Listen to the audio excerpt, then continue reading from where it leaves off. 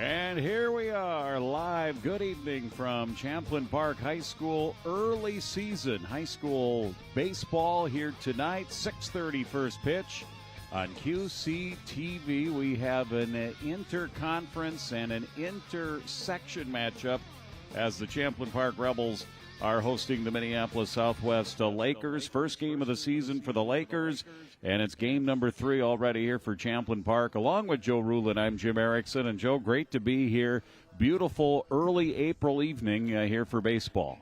It is. The sun, it just feels awesome to be out here tonight and have a chance to be up top watching the pitch, watching the release, and seeing the complex and the field in great condition here for Champlin Park and the Rebels. The Rebels start the season with a nice win over Rogers. But let's get a look at the Southwest Lakers starters in the field. But we'll look at their pitcher. They're going to be J.J. Keating, followed by Griffin Simpson. And then you got Nico Case as well at first base. Sigelman finds himself at second base, Ari, and then Alexis Konzimis is also in that lineup. He is playing third base and trying to rock that around just a bit. But you get a good look, a good set with the squad coming in. Last year, Jim, this team, Minneapolis Southwest, 11-9 with an ERA of 3.45.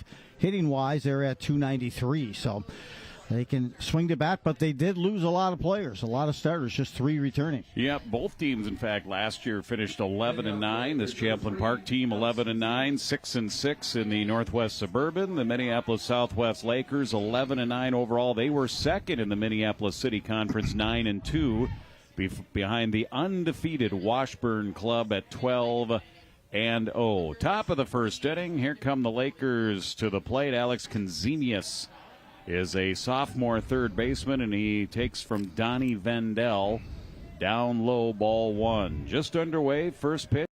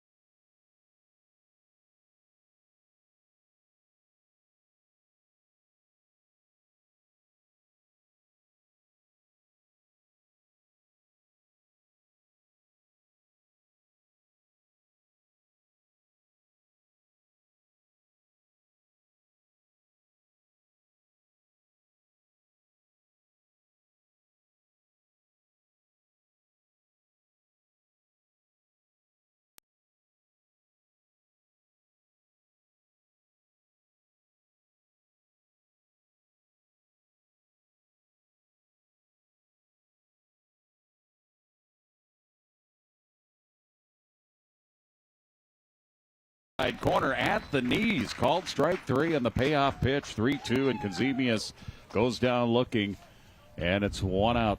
Wow. Yeah, he didn't expect that punch out. He'd been hitting the corners. Vendel, you can see most of his strikes or his targeted spot was outside part of the plate. The umpire gave him that call for the punch out and the first out of the game. Junior second baseman Ari Sigelman will step in here against the righty Vendel. Pitch outside. Ball 1. Sigelman last year a .267 average and a .312 on-base percentage. 1-0 pitch is outside. 2 balls and no strikes. You mentioned that young team this year for Coach Case in Minneapolis Southwest. Just 4 seniors, 7 juniors, 6 sophomores. 3 starters back from last year. But they're strong up the middle. A lot of their experience is right up the middle with senior captains, catcher, shortstop, and center field. And the key for them, Joe, will be developing their young pitchers here early on in the season. And sometimes in Minnesota baseball, you don't get a lot of time to develop pitchers. The season is so quick. Well, and it's kind of as they roll out the schedule. This week is indicative of the schedule where it's ready, fire, and then aim. It's you're getting at it right away and just trying to play scramble and catch up. 3 balls, 1 strike, 1 down, nobody on. Top of the first. And that misses inside. Ball 4. And Sigelman, the first base runner of the season here for Minneapolis Southwest. And their number 3 hitter will be the senior shortstop wearing number 7 here tonight, River Sowards. Last year, he hit .314 for the Lakers. 8 stolen bases. He was tied for that team lead with 8 stolen bases last year. A couple of doubles and 6 RBIs. Maverick Noki on deck. First pitch, fastball at the belt, strike 1. Kazemius led off. He went down looking. And then Sigelman with the walk. He's on at first. Oleg Mueller holding with him there. The 1 strike to Sowards. Swing and a miss. No balls and 2 strikes. Yeah, pulled the string a bit on that one. He did. He swung under it. Hands dropped down below on that breaking pitch. Otherwise, that was a good pitch to drive to the gap. Tristan Wexeth is behind the plate here tonight. Ready to receive Donnie Vandel's 0-2 pitch. Snap throw down by Wexeth. And diving back in is Sigelman. Pitch was a ball, 1 ball, 2 strikes. Also in the field here for Champlin Park. In the outfield, DeLong, George, and Greer left to right. You see Wexeth there. Janish at third. Carlson's the shortstop. Sandell at second. Oleg Mueller holding with the runner over at first. And an 0-2 pitch coming up here from Donnie Vandel. Foul back. Check that was a 1-2 pitch, and it'll stay 1 ball and 2 strikes. Getting a look, as you can see, first base. Sigelman trying to extend that lead a bit. Last year he had 2 stolen bases. 1 ball, 2 strikes, set by Vandel. Couple checks to first, delivers, swing. And a miss. He got him on the 1-2. 2 strikeouts here this inning for Donnie Vandel, the junior pitcher. 2 down, runner stays at first for Maverick Noki, senior center fielder. Talked about the players that are up the middle here for Minneapolis Southwest. That's where their experience is, and that includes Maverick Noki. Well, if you're going to have that experience come through in a critical time, it's always up that middle with second base, short, center, catcher. And, of course, as you mentioned, they developed that pitching. J.J. Keating gets the nod to toe the rubber tonight for Minneapolis Southwest. We'll see him momentarily. Vandel falls behind Noki. 1 ball, no strikes. Comes right back with a strike. And it's evened up at 1 ball and 1 strike. That Blaine game went 8 innings. Blaine 3 runs, 7 hits, 1 error. And Champlin Park 1 run, 4 hits, 1 error in that game last night right here at Champlin Park High School. 1 ball, 1 strike, 2 down. It's the top of the first. Swing and a miss. Out in front of that one, 1-2. Champlin Park ended up going with 3 pitchers last night. Nordby the starter, Oleg Mueller, and then Carlson through that 8th inning. 1-2, low and away, 2-2. Vandel here thus far in that first, really hitting some good spots. The only thing he's left up was that breaking pitch. Unfortunately, the hitter swung under that one, but otherwise he's hitting the corners. Here comes his 2-2 pitch. Swung on and missed. Strike 3. It's a mow him down inning with a walk mixed in there for Donnie Vandel, making the first start of the season for him. And he strikes out Kazemius, Sowards, and Noki, and they leave Sigelman on. 1/2 inning, no score, with Champlin Park coming up here in the bottom half of the first inning, Joe.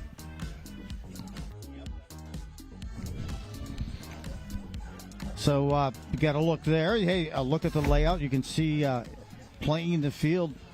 As we mentioned, we saw the graphic to start the game here, playing the field for the Lakers. And you mentioned Jim Strong up that middle. Kazemius is going to be at third. Sigelman at second. Sowards at shortstop. And then in center field. Finds a way back there with Noki. On the mound, you get a look at J.J. Keating. He comes in with a record of 1-1, 9 innings pitched last year, I should say. That was his record last season, this being the first game of the season.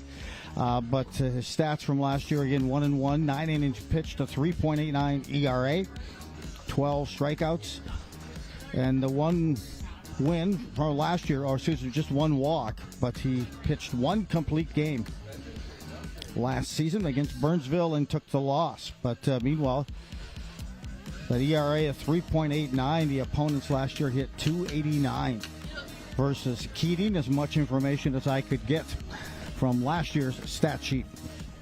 Well, Champlin Park did not play Minneapolis Southwest last year, although they did play Minneapolis Washburn. Correct. Out of the Minneapolis City Conference. I think that's a game that we had here on QCTV. I think I remember broadcasting Correct. that one. It's hard to remember from season to season the older you get, as you know, Joe. 4-0 Champlin Park victory over the Minneapolis City Conference champions, who finished undefeated in conference play last year. That was late in the season, May 16th. These teams have played some in the regular season going back a few seasons. In fact, just 2 years ago, Minneapolis Southwest came up here to Champlin Park. A tight game. It was a 3-0 Rebels victory, May 23rd, 2023. Here's Reese George, junior center fielder, leading it off. Bottom of the first, no score. And he looks at a breaking ball off speed to start out in the dirt. Ball one. Griffin Simpson behind the plate here for Minneapolis Southwest. Conzemia, Sowards, left side of the infield. Sigelman at second. Case is the first baseman. Ball one. Ball two. 2 balls and no strikes here to the leadoff man, George. Yeah, you mentioned Washburn, undefeated 12-0 last year in the Minneapolis City Conference. It was Minneapolis Southwest here that finished second in that conference last season with a mark of 9-2. And it sounds like Washburn is the favorite again this year. Yeah, absolutely. 3 balls, no strikes to George with Sandell and Carlson to follow. Another off-speed pitch. That's a cross for a strike. George taking all the way, and Keating gets it across. The sophomore right-hander, 3 balls, 1 strike. He works quickly to the plate. On the ground to the left side. Ball put in play for the first time. Conzemius crossed the diamond, and George is down, 1 out. 5-3 on that ground out, and you're right. He likes to work fast. I'm sure the fielders appreciate that. For J.J. Keating, keeps them focused and in the game. And you saw a lot of off-speed to that leadoff hitter to George. Let's see what Brockton Sandel can do here, the second baseman for the Rebels. Talked about the youth of Minneapolis Southwest. Champlin Park has 6 seniors in their starting lineup here tonight, their batting order. As Sandel takes low, 1 ball the count here to Brockton Sandel, senior second baseman. The 1-0. That's high. 2 balls and no strikes. Talking prior to the game to Ryan Tome in his 5th season here for Champlin Park. Says his Rebels have good chemistry. They played a lot of ball last year, high school and, of course, Legion. The Legion went to state last year. As we have a strike called, 2 balls and 1 strike. And you go to region, that means you play a lot of games in the districts. You play a lot of games going on to state in that Legion tournament. So good opportunity for those players to get a little extra time together, and it feels like that they're really going to mesh here this year as that one's hit off to the right side out of play, 2-2. Yeah, Legion ball can become that grip and rip summer ball. A lot of games, just like high school, spattered in a small amount of time. 2-2 pitch. High, 3-2. Nick Carlson, the shortstop, on deck. But you are right, Jim. They do have to here, the Lakers, develop some of that pitching. And J.J. here probably got the most time on the mound. 3-2 pitch, and Keating reared back for a little extra, and Sandell swings through it, 2 down. It looks like a lot of movement, a lot of activity. Haven't seen a lot of fastballs just yet from Keating. This early in the season, and with some of the cold, you try not to overthrow. Sound like last night's game. Nice night last night, but we're several degrees warmer tonight than last night. Last night was considerably chillier than what we have here tonight. Nick Carlson takes outside, ball 1, nobody on, 2 down. Number 3 hitter, the senior shortstop here for Champlin Park. 1-0. Outside, 2-0.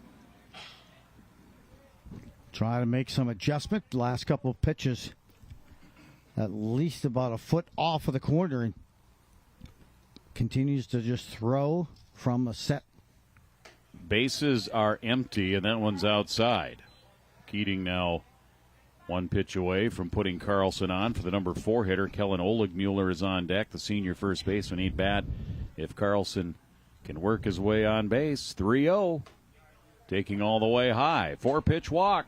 Each pitcher so far here with 1 walk. That'll put a runner on at first with 2 down. And the aforementioned Oligmuller steps to the plate here for the Rebels. Well, with the runner on first base, Keating doesn't have to change much. He's been thrown from that stretch since the start. So some of the pitchers just kind of prefer that consistency.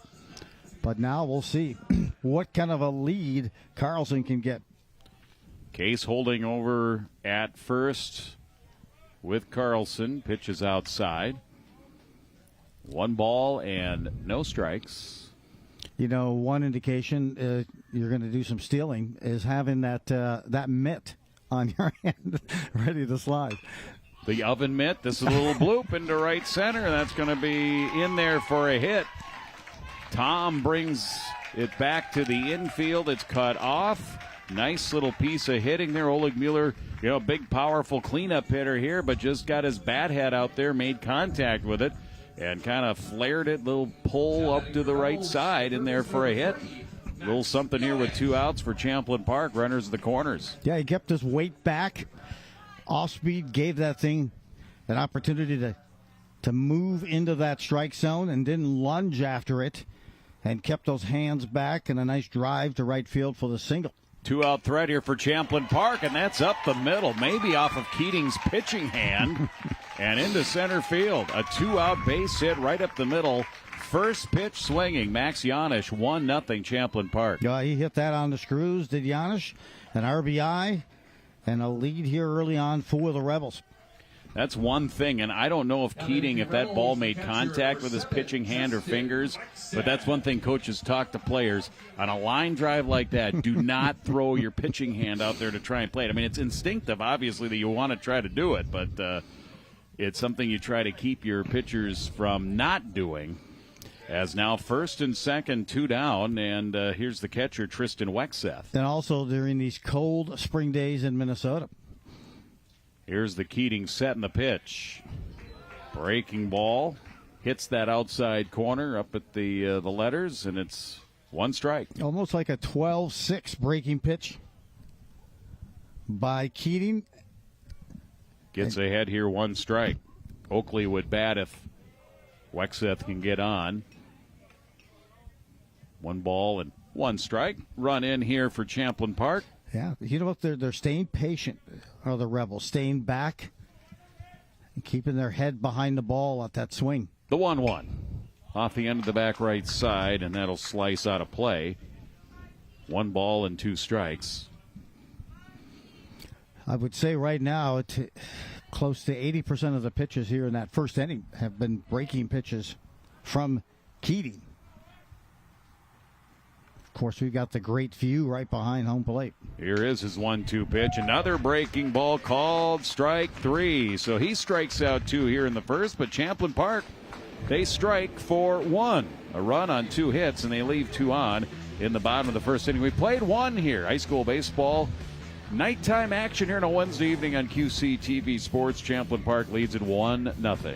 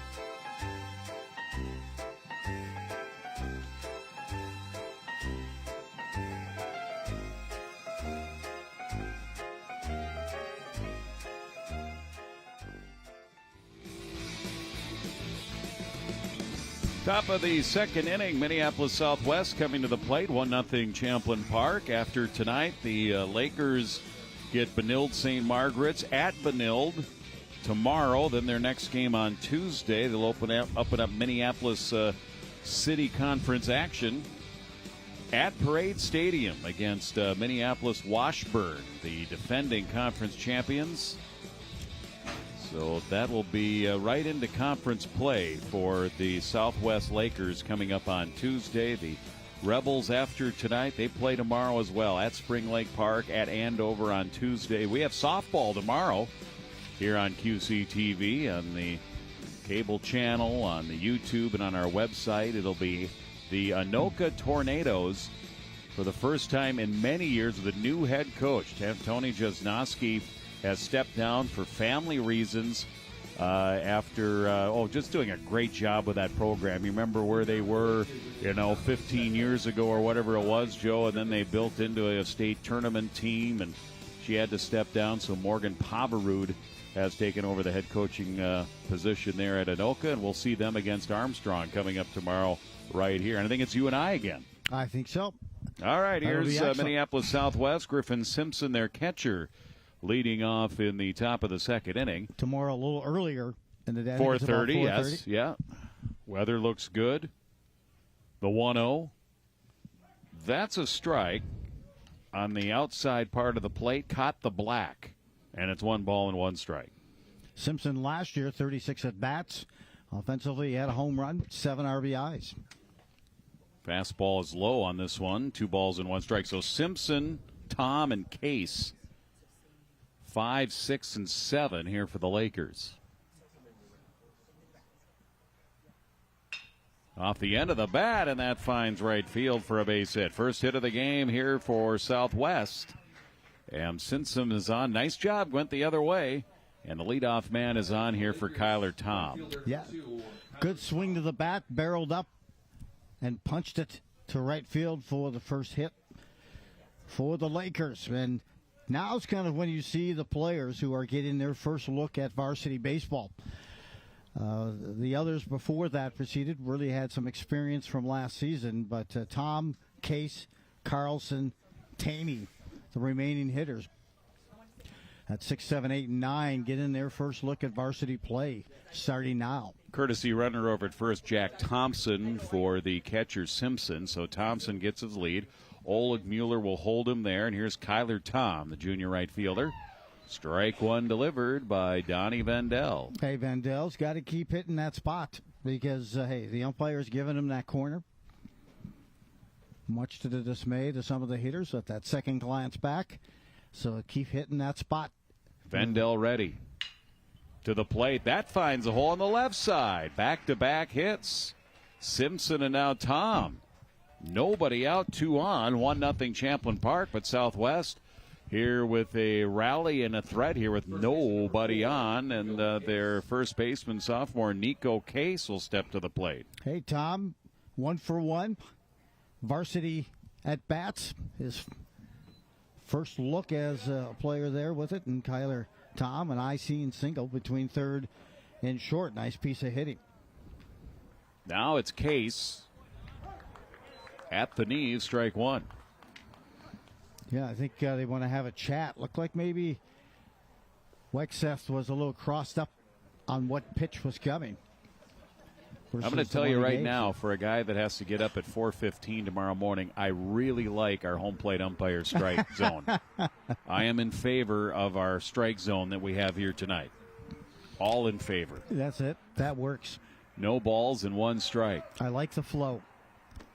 Check swing. He went. He did.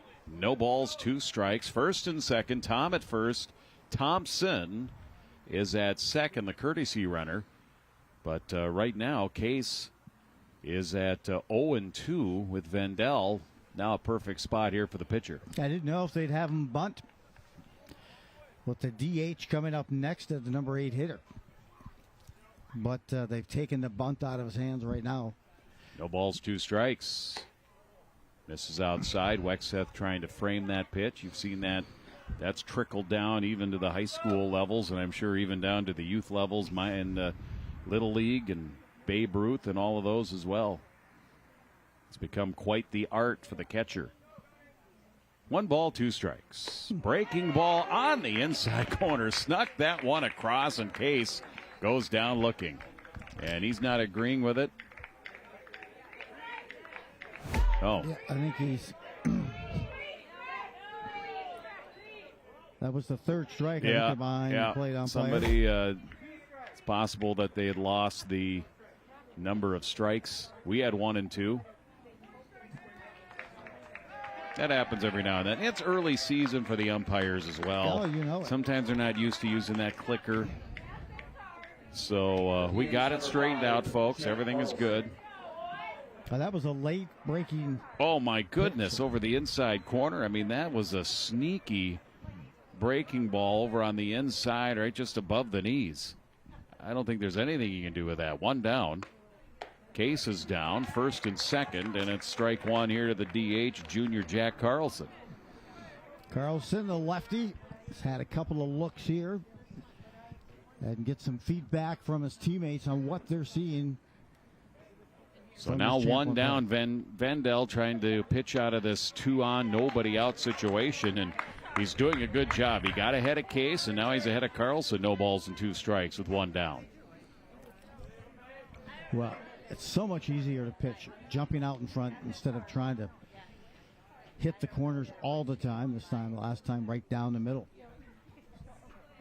Parker Tanney is the number 9 hitter. He's on deck. Breaking ball at the knee. Strike called. Thompson went with the pitch. He'll get the stolen base. He's on at 3rd. Runners the corners, but now 2 down. Yeah. And Vendel's done a nice job battling back 2 on now with back-to-back strikeouts with the number 9 hitter stepping up.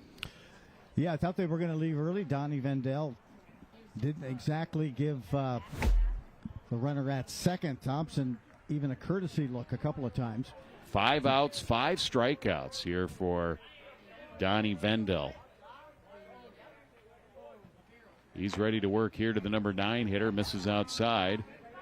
Ball 1. So Thompson is on at 3rd. He ran for the catcher Simpson, who led off with a base hit. And then Kyler Tom with a well-hit base hit. Back-to-back hits to start the inning.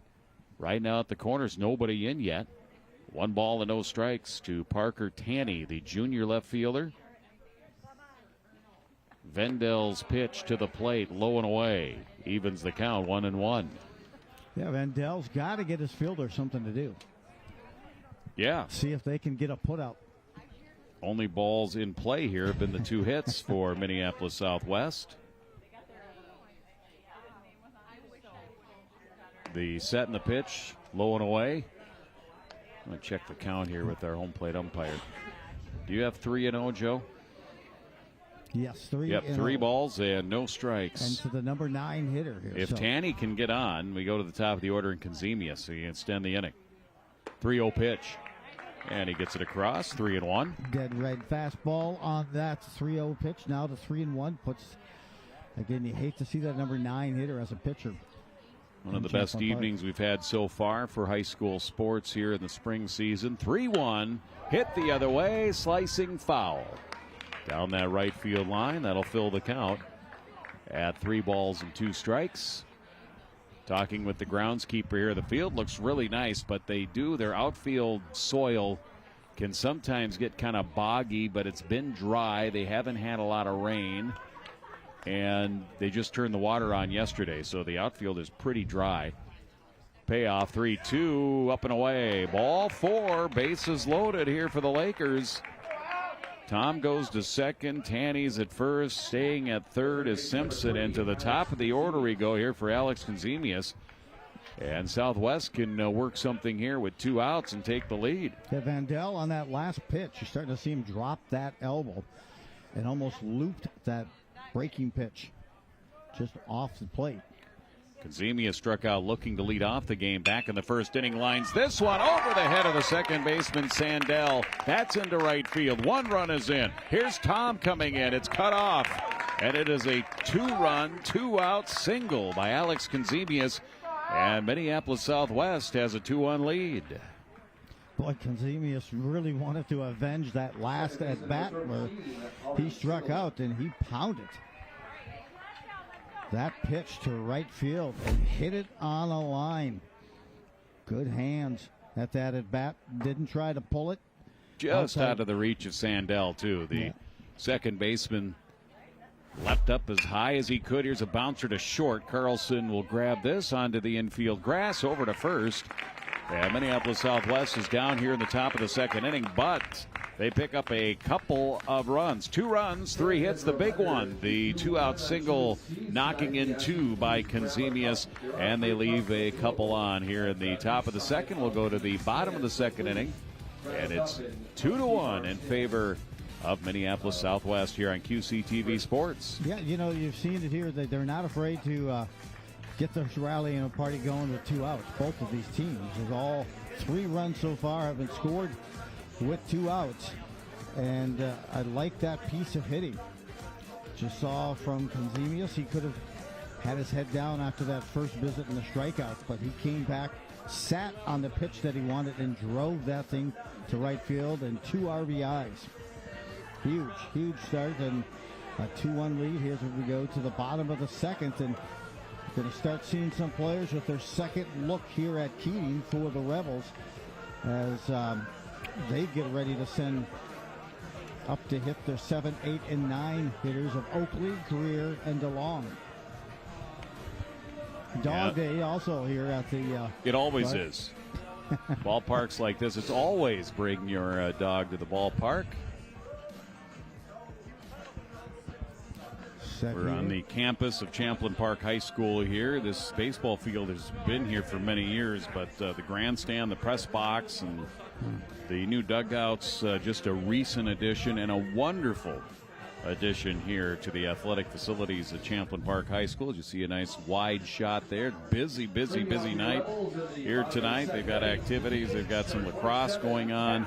Over on the football field, there was baseball and softball here just to our west. So a very busy night here at Champlin Park High School as Cal Oakley, the junior DH, bats for the first time tonight, leading off the bottom of the second inning, and he takes low, ball 1, 1-0. Oakley, Greer, and DeLong, bottom third of the order. Keating's pitch.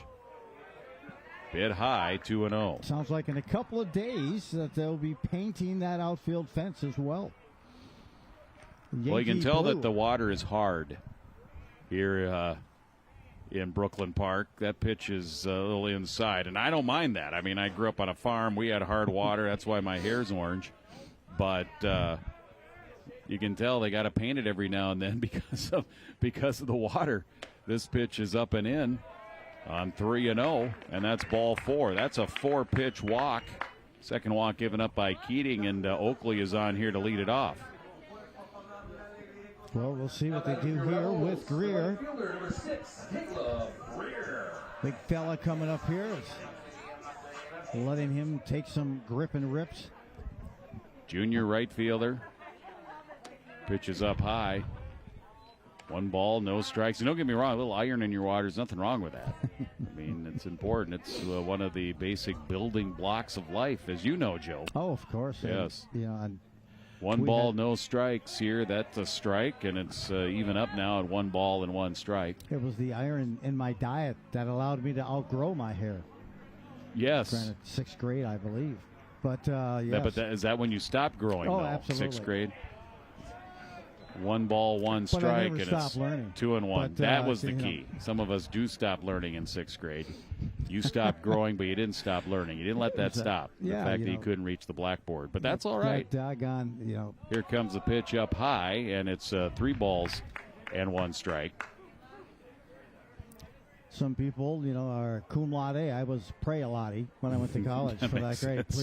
Please, gosh, I need that C. Pray for that passing grade. This one's hit well to left field. Tanny, the left fielder, moves in, makes the catch here for the Lakers, and they might have it doubled up. They do. Oh, my.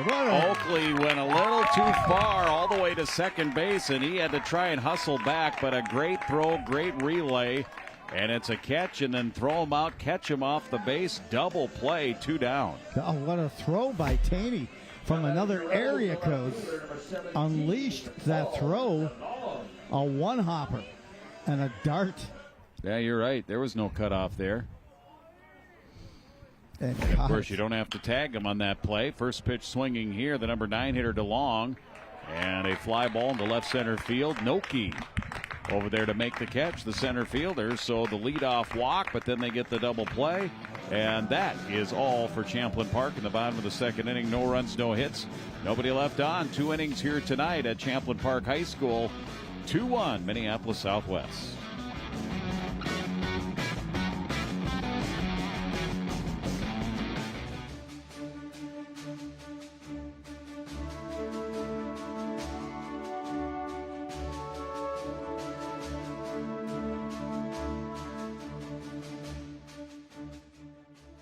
This Veterans Day weekend, the Vietnam Veterans of America, Chapter 470 in Anoka, held a memorial dedication at Riverfront Memorial Park to unveil the new Vietnam Veterans Memorial statue.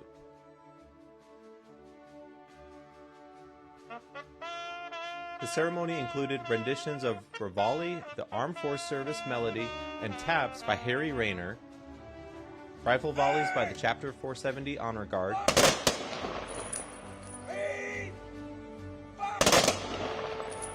speeches from Chapter President Stephen Freitag, Chapter Founder Richard Bergling, Rebecca Dazins from the Anoka County Historical Society, Anoka Council Member and Iraq veteran Sam Scott, and Honor Guard Commander Mike Clark.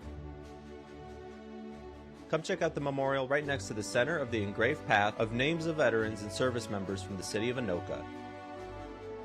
And thank you to all of those who have served in our military.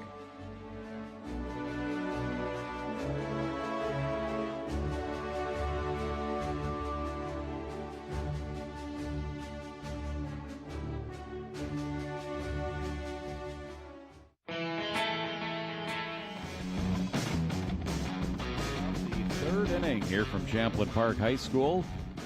Sun still shining. Those shadows now trying and starting to creep out into the infield here at Champlin Park. Sowards, Noki, and Simpson, 3, 4, and 5. Lakers lead it here 2-1. And first pitch a ball. Second one also misses outside. 2 balls and no strikes. Sowards earlier struck out looking back in the first. Mentioned he hit .314 last season and a on-base percentage of .410 as well. And Vendel has fallen behind here, 3 balls and no strikes.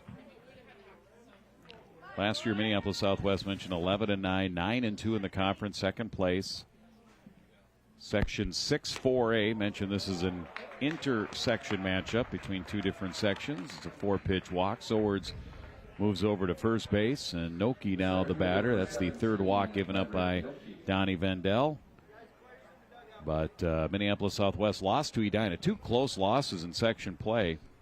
Lost in the first game 6-5 to the Hornets, and then a 3-2 loss to Buffalo in the elimination round. Edina ended up being the runner-up in that section 6-4A. Wyzetta ended up winning that section a year ago. First pitch is a ball 1 to Maverick Noki. I bet you the guys call him Mav. Talk to me Goose, strikeout. Back his first at bat, 0 for 1. Oleg Mueller holding with Sowards there, and this one's fouled straight back. Evens the count at 1 ball and 1 strike. I don't know if that was a hit or a hit and run that time, because the base runner, as you mentioned back, he looked back before contact. Almost looking, since he couldn't hear the contact make a connection with the bat. Simpson, the catcher, is the on-deck batter. Nobody out, runner at first. Fastball's up high. 2 balls and no strikes. Well, I think the base runner also said, Maverick, don't leave my wing. All right? That's probably a good plan. Something that don't ever leave your wingman. 2 balls and 1 strike. 2-1 Southwest. Throw over to first. It's over Oleg Mueller's head. That's going to be down the fence line. Get 3. And he is going to round second. Big turn there, and the throw comes in. So Sowards over to second on an error by the pitcher. Gosh, did you see the error the other night in the what game was it? Was it the extra inning game? Was it Griffin Jacks? ground ball back to the pitcher, and he airmailed it over our first baseman. An Oleg Mueller here for Champlin Park, a pretty tall drink of water at first. It just went over his head, so the air there, first air for either team in the game, and swinging away here is Noki, and he fouls that off to the right side, evens the count at 2 balls and 2 strikes, but now puts another runner in scoring position with nobody out here in the top of the 3rd inning for Southwest. Noki with just 2 RBIs last season, hit 161, has a chance for an RBI here early in the season. Struck out his first at bat, and first 5 of the first 6 strikeouts, and all 5 of the first outs were all strikeouts. Swing and a miss in the dirt. Toss over to first, so they'll get the out there. Runner at second stays put. And Noki is down here. Strikeout 6, so 6 of the 7 outs have been strikeouts for Donnie Vendel. And here is the catcher, Griffin Simpson. Singled, scored a run on that 2-run single by Kanzemius back in the 2nd inning. Look here, trying to look back that runner. Sharply up the middle and into center field for a hit. Sowers rounding 3rd. Up with it at center is George. Here comes the throw. It's not in time. All the way back to the backstop. And that allows Simpson to advance to 2nd. He was going on the throw regardless, so no error there.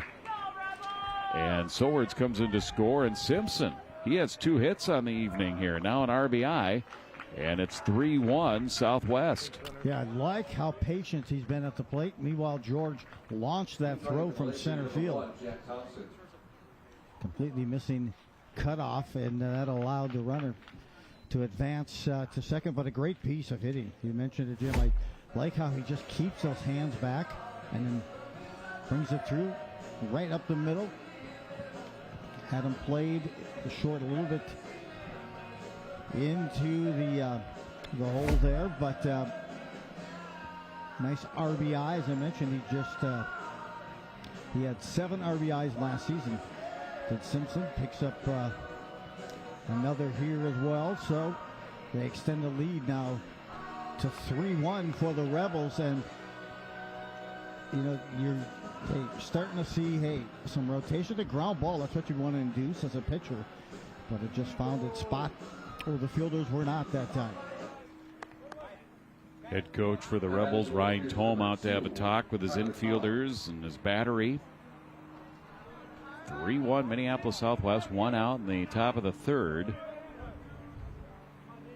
And the batter, the number 6 hitter, Kyler Tom, singled his first at bat, inside out swing to right field. That's in there for a hit. Greer's up with it, and the runner ends up at 3rd base. And again, that's a courtesy runner for Griffin Simpson. That's Thompson, who runs for Simpson, the catcher. And still a threat here, continuing in this inning. Still just the 1 out. Runners the corners, 1st and 3rd. That's the 5th hit of the game here for Minneapolis Southwest. They've had their hitting shoes on. And here's Nico Case. Yeah, as you mentioned, Tom, 2 for 2, a good inside-out swing. Yeah, he singled in the 2nd, now here in the 3rd. 2 of the 5 hits here tonight for Minneapolis Southwest. First offering here from Vendel is a ball, 1-0. Donnie Vendel, the junior, delivers the runner at 3rd. 1 ball and 1 strike. Case struck out looking. Carlson struck out looking. He's in the on-deck hitter, or the on-deck circle. He'll hit next. 1-1. Tried that inside breaking ball to sneak it across. That's the one that got Case before. He got Case on the punch out back in the 2nd inning on that sneaky ball over the inside corner. That one, though, did not break across, and it's 2-1. Vendel's pitch, low. Now 3-1. Vendel looks like he's almost short-arming some of these pitches. And not much of a follow-through. Critical juncture here for Vendel and the Rebels. Want to try and keep it 3-1. Runners at the corners with 2 down. 3-1 pitch is a strike at the knees, and that fills the count here at 3-2. And we've got some action in the bullpen for the Rebels. I believe that looks like number 30.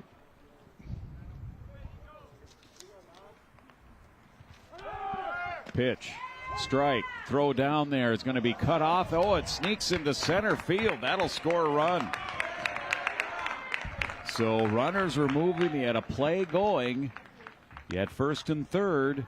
Champlin Park responded by throwing that ball short to maybe come home and get the runner at third, but that ball ended up bouncing through these second baseman Sandell's legs into center field, and Thompson comes in to score. As of right now, that'll be unearned, but now it's 4-1 Lakers. And Tom ends up at second base. Case goes down with a strikeout, 2 down, and the batter's the number 8 hitter, the DH, Jack Carlson. Yeah, that's a play as a second baseman. Hey, you want to keep that glove near the ground, especially this time of the season. Some soft turf. It's probably going to stay low. Second air of the inning charged here to Champlin Park. That pitch and a wild pitch bounces back to the screen. And now Kyler Tom is 90 feet away here as Minneapolis Southwest tries to extend their lead. Right now 4-1, and the fifth run of the game for them is 90 feet away. 1 ball and 1 strike to Jack Carlson. Looking at a good pitch selection here. They kind of, by this time of the game, you're picking up on little tips and tells. 1-1 delivery. Sweeper across. 1 ball, 2 strikes. I like that pitch. That time he couldn't get his hands to the ball if he tried anyway. He came in and locked him up. 7 strikeouts here on the game for Vendel. This is there, though, and it evens the count at 2 balls and 2 strikes. Parker Tanny, the number 9 hitter, junior left fielder, would bat next. That is if Carlson can extend the inning. And he extends the at-bat by taking that pitch inside. Fills the count, 3-2. Yeah, came inside, tried to pound it. Again, just a little too much. Here it is, 3-2. 2 down. Breaking ball, back door. And he had Carlson frozen. Another mow him down inning, if you will. All three out strikeouts here in the third inning. But more damage done by Minneapolis Southwest. 2 runs, 2 hits. There were 2 errors and a runner left at third. We'll go to the bottom of the third here. And right now it's a visiting team. Minneapolis Southwest leading Champlin Park 4-1. Hey, you're seeing them take advantage of some of those situations.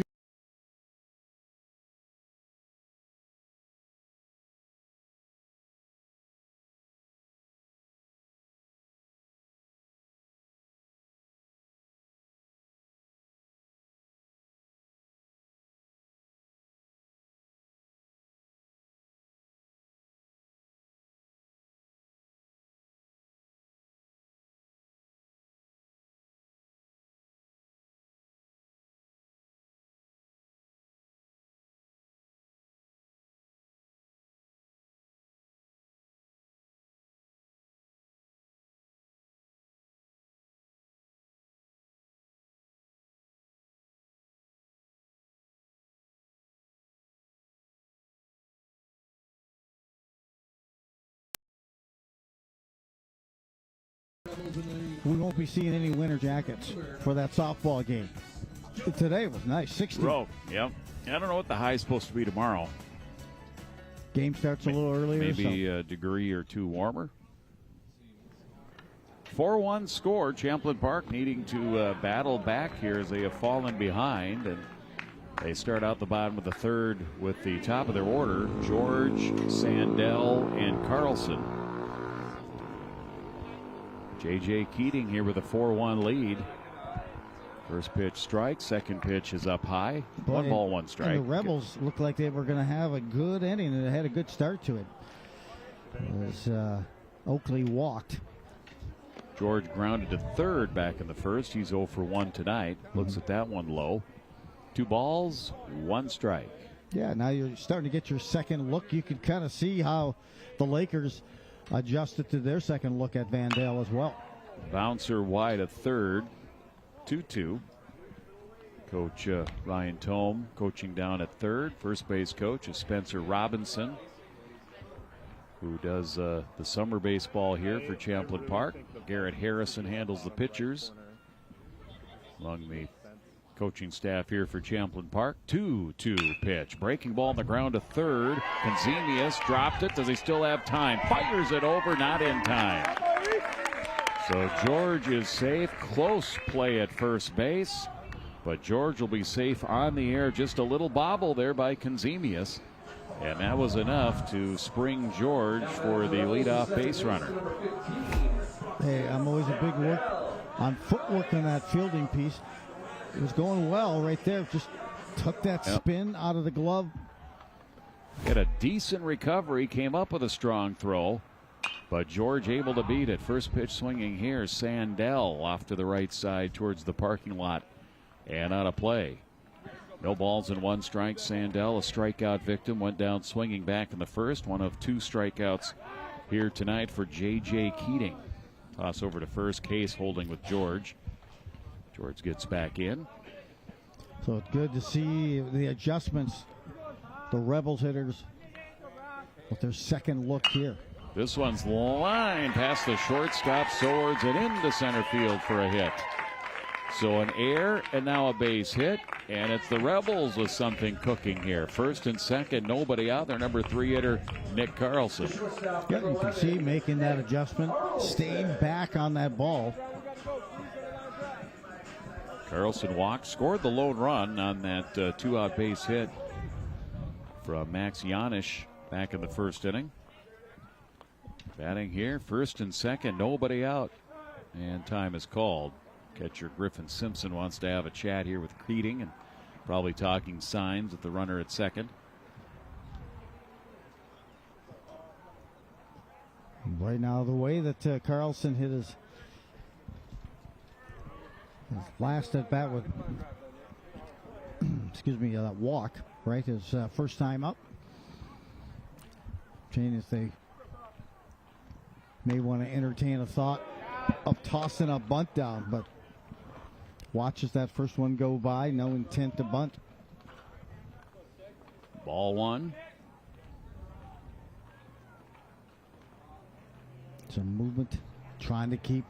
Checking second is Keating. And it's 2-0. Cleanup hitter Kellen Oligmuller is on deck. Champlin Park scored their run in the bottom of the first inning. They had a walk and then singles by Oligmuller and Janisch. 2-0. Hit well down the left field line. Tanny on the run. He's not going to get it. That's between him and the line. That'll score at least one. George has scored. Here comes Sandell. And it's a 2-run double to make it a 4-3 game by Nick Carlson down the left field line here for the Rebels. Again, sitting on this and the correction that these guys have made, and a second look here at Keating. And they just pound that one, hit it on the screws, top half of the ball, and drove it. To the fence there, a couple of RBIs. Nice to get those.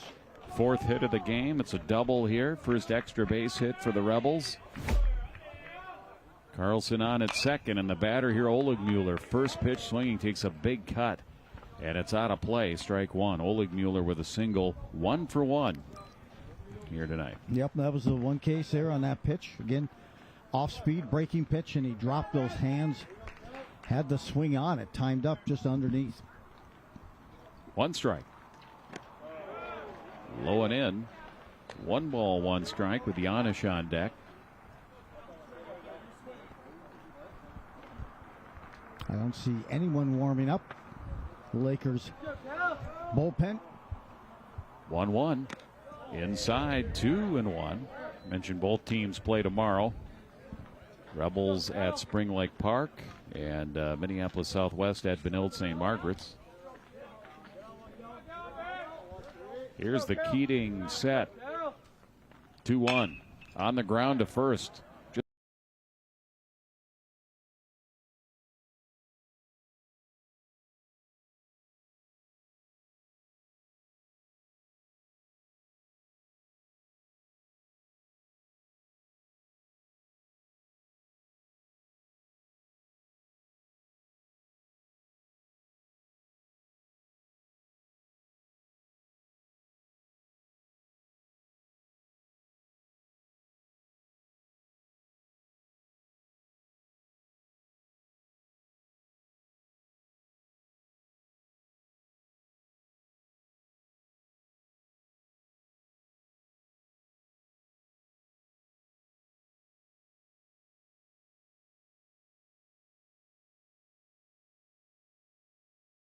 One out, tying run at third here for Champlin Park in the bottom of the third. Yeah, I got to say, and so do the fielders.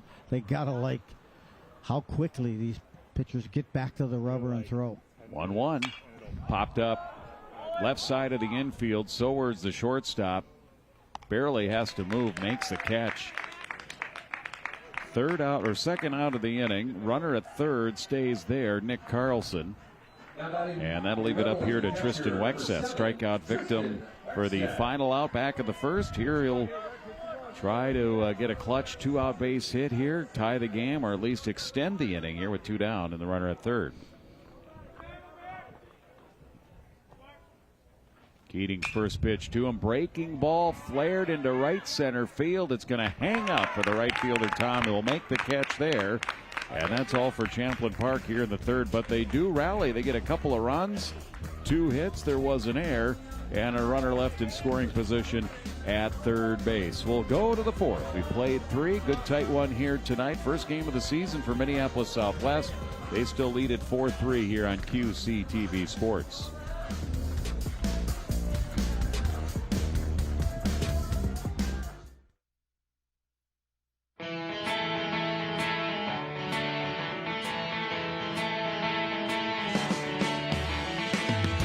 Champlin's Police and Fire Open House returns to the Champlin Public Works Building on Saturday, October 5th. Featuring demonstrations from the Anoka Champlin Fire Department as well as the Champlin Police Department, this free event will take place from 11 a.m. to 2 p.m.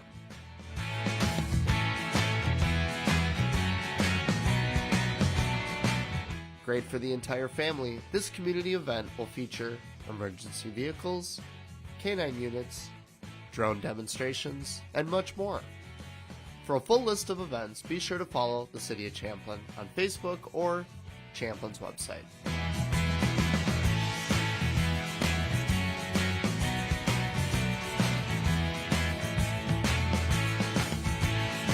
We'll see you at this year's Police and Fire Open House on October 5th.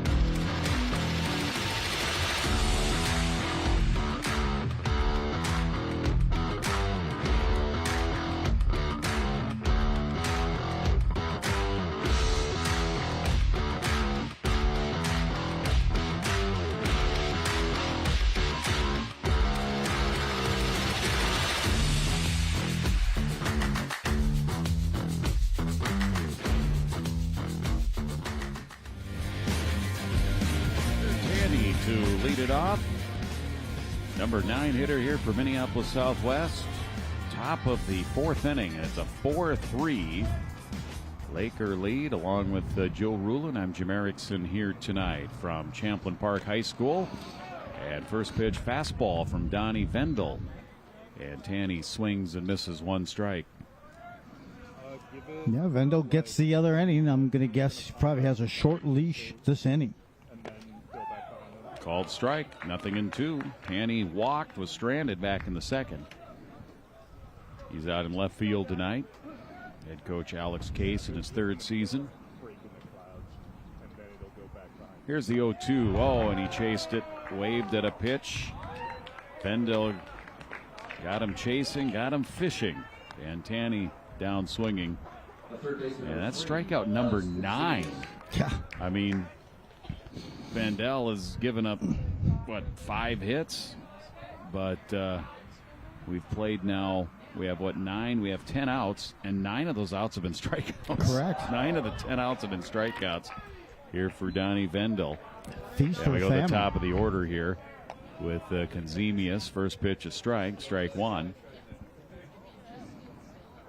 Yeah, Konzemius first time up, as you mentioned, went down on the strikeout and avenged that strikeout in his next at bat. So, yeah, 2 runs in the second, 2 in the third here for Minneapolis Southwest. 1 ball and 1 strike. Konzemius, who struck out in the first 2-run single in the second inning, knocking in both Thompson and Tom, got him on the board. Took the lead. They haven't looked back since. One point it was 4-1. Rebels with a couple of runs last inning made it 4-3 as it's a called strike there to Konzemius with Sigelman on deck. 1 ball, 2 strikes. Bendel's got a nice late breaking curveball. Swing and a miss. Got him again. So he's got the dark one going tonight. Certainly the 10th strikeout of the game out of the 11 outs. That's really something here tonight. Konzemius goes down swinging this time. Second strikeout. He went down looking back in the first. Now with 2 outs, nobody on. And that'll leave it up here to Sigelman, the junior second baseman here for Southwest. Takes low and in, dances away. Ball 1. Yeah, I don't think I've seen a more pronounced feast or famine night on the mound by anyone else. It's they're either barreling them up with a couple of good drives. He's walked 3 and waves at that one. And right now the Southwest batters are guessing a little bit up at the plate, at least this inning. So Bendel doing a nice job keeping them off balance, evening the record at 1-1. Bouncer off the end of the bat to the left side. And it's now 1 ball and 2 strikes. And I just said off the end of the bat. It's interesting to see if the torpedo bats make their way to the BB core bats and not just the wood bats from the major leagues. 1 ball, 2 strikes. That is a good old-fashioned mow-em-down inning with 3 strikeouts, 3 up, 3 down, 3 strikeouts here for Donnie Bendel. And he gets Sigelman down swinging, and a masterful inning of pitching there for Bendel. That might have been his best pitch of the night. Yeah, 11 strikeouts now, 3 up, 3 down, and we'll go to the bottom of the 4th, and still a 1-run game. He brought the velocity, but also the location, hit the spot. Down and away, might have been punched out on the outside part of the plate, but not much a hitter can do with that. And he couldn't catch up with that velocity of the pitch. Well done. That is impressive. 11 strikeouts in just 4 innings of work for Vendel, who looked like he may not last through the previous inning. So here comes Champlin Park. And bottom of the 4th inning, trailing it here 4-3. Bottom third of their order, Oakley, Greer, and DeLong. Meanwhile, Champlin Park last year, we talked about Minneapolis Southwest and how their season finished off.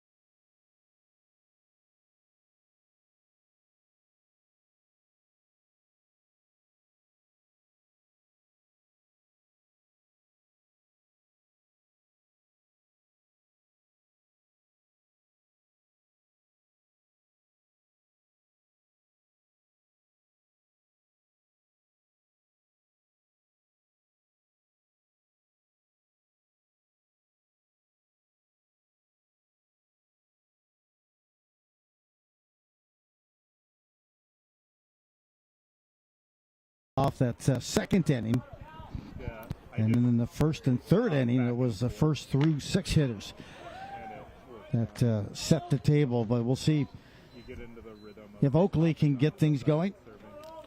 1 ball and 1 strike here to Oakley. Bounces at the left side, charging Konzemius at third across the diamond, 1 out.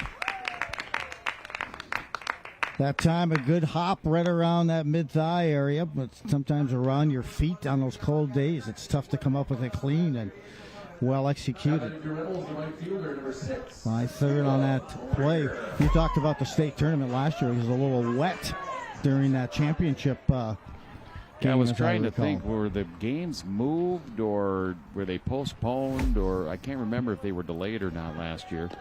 But, yeah, I remember it being wet as there's a called strike here to Greer. Greer flew to left, and that was part of the catch and throw out double play. They caught Oakley off at first base. One strike here to Greer. Nobody on, one down. Slow breaking ball again. Hits that outer half of the plate as it sweeps across, and it's 0-2. Yeah, it was Tanny who launched that throw from left field, a one-hopper, to get the Rebel player who just off a bit for that double up. Defensive highlight of the game so far. Big swing, and it's lifted in shallow center. Noki, again, almost in his tracks. Didn't have to move maybe a half a step at most. 2 down. Well, and the chance here to see if the Lakers make the Rebels pay for last inning when they had a run around third and just one out. They couldn't get that run across to tie it up. Still a one-run lead for the Lakers with 2 outs here, bottom of the fourth. And that'll leave it up here to Paul DeLong on the left field, trying to bunt for a base hit. It's a good one. Keating will make the play over to first, not in time. With 2 outs, the number 9 hitter bunts for a base hit, a savvy play, and he's on, and that'll bring up the top of the order. Hey, I love that type of play this early, especially in the season. As it gets a little later in the day, starting into the evening, footing sometimes isn't quite there. And, of course, the infield not expecting it either in that instance. Yep, and third playing behind the bag. And that's typically as you come up there as a left-handed hitter, just to survey, see where third is playing. Well placed. So DeLong over at first. Case will hold with him. There's a toss over there. Now Keating does come to the plate with Reese George, the batter, called strike one. Reese tonight, ground out, reached in an air, scored a run back in that 2-run third inning that cut that Southwest lead to 4-3. 5 of the 7 runs in this game have been scored with 2 outs. Meanwhile, that's a need-to-know Joe if I've ever heard one. Bring up that graphic. So we'll get one teed up here later in the game. I'll give Malik time to queue up. 0-1. Fly ball. Pretty well hit. Medium deep left field. Tanny towards the line makes a catch, and that's all for the Rebels here in the bottom of the 4th inning. No runs.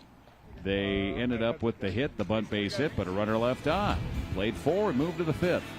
4-3, the Southwest Lakers leading the Rebels here tonight on QCTV Sports.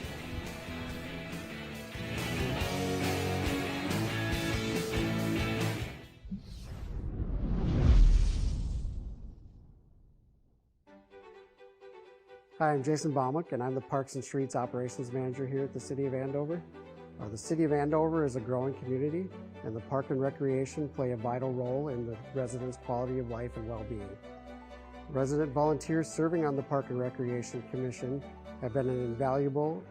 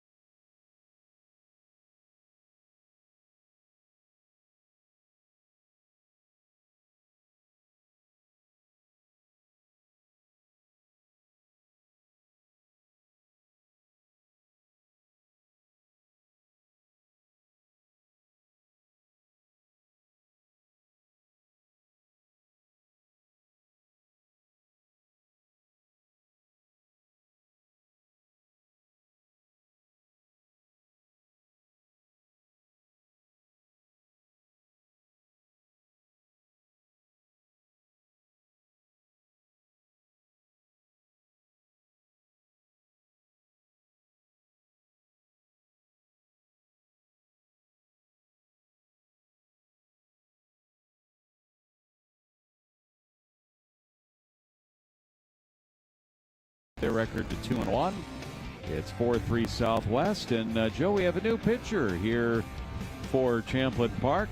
As it's Damon Torkey, who's a sophomore, a guy that Coach Tome mentioned they're excited about, and he's making his varsity debut tonight for the Rebels.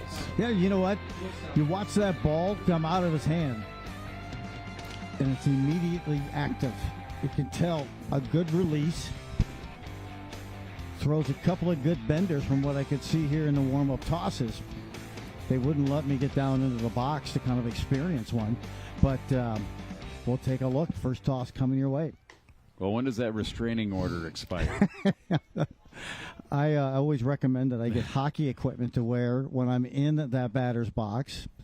Swords, Noki, and Simpson due here for Minneapolis Southwest. First pitch of ball, second one also up high here from the sophomore Torkey.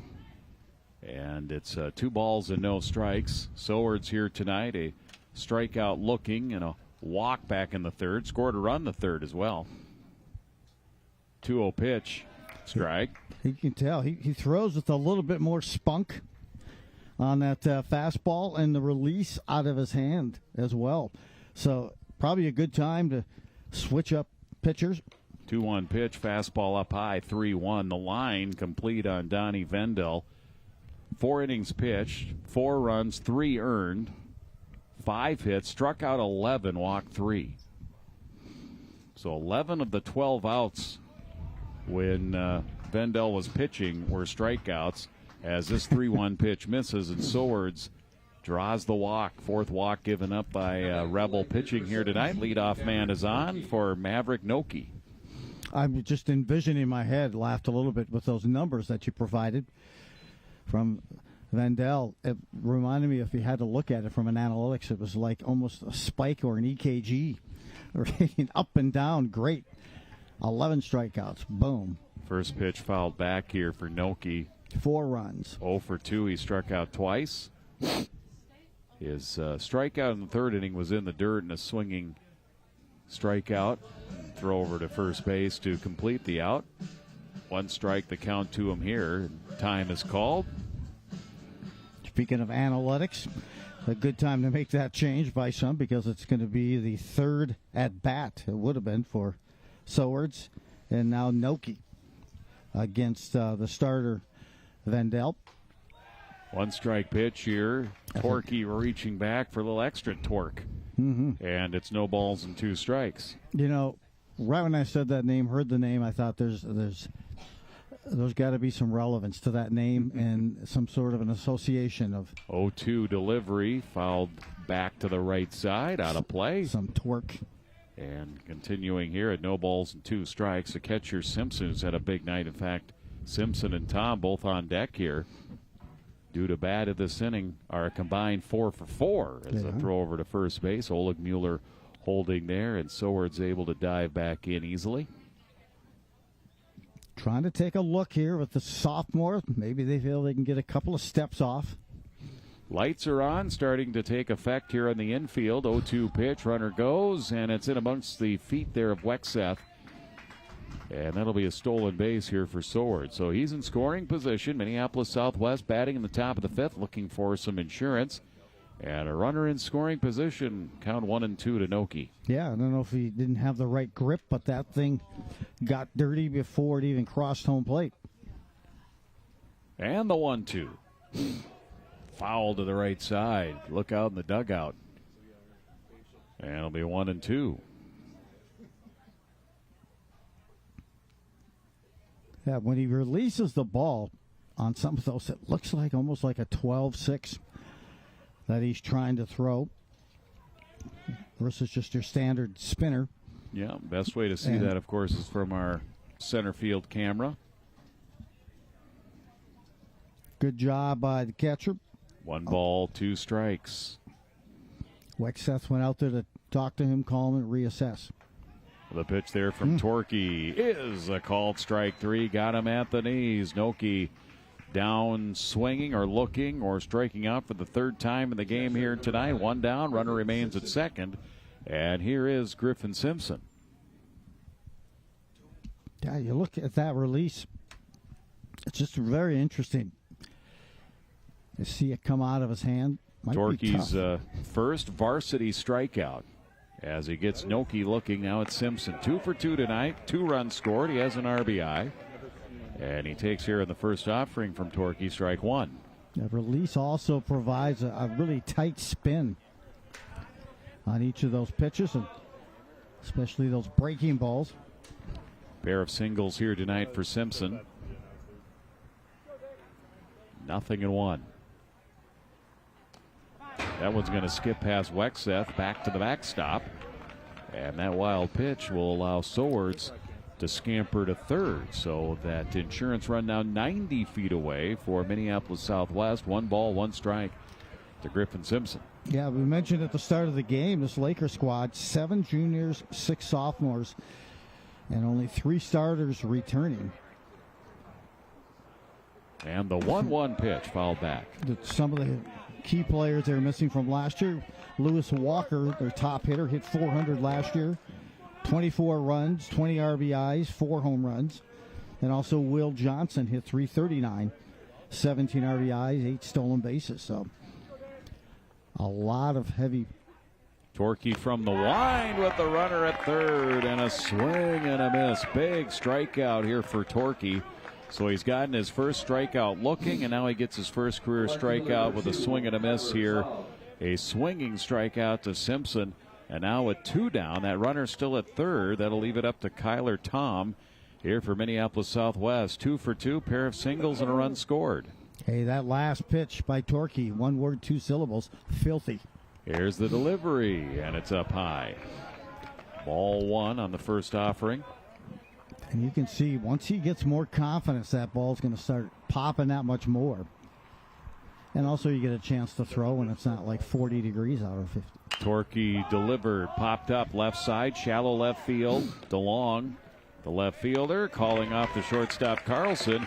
And a nice job pitching out of a little bit of a jam there with the leadoff walk by the sophomore Damon Torquay, making his varsity debut. He gets 2 strikeouts and then the can of corn to left field for the final out in the top of the 5th inning for Minneapolis Southwest. No runs, no hits, and they leave a runner on. 4.5 played. We move to the bottom of the 5th.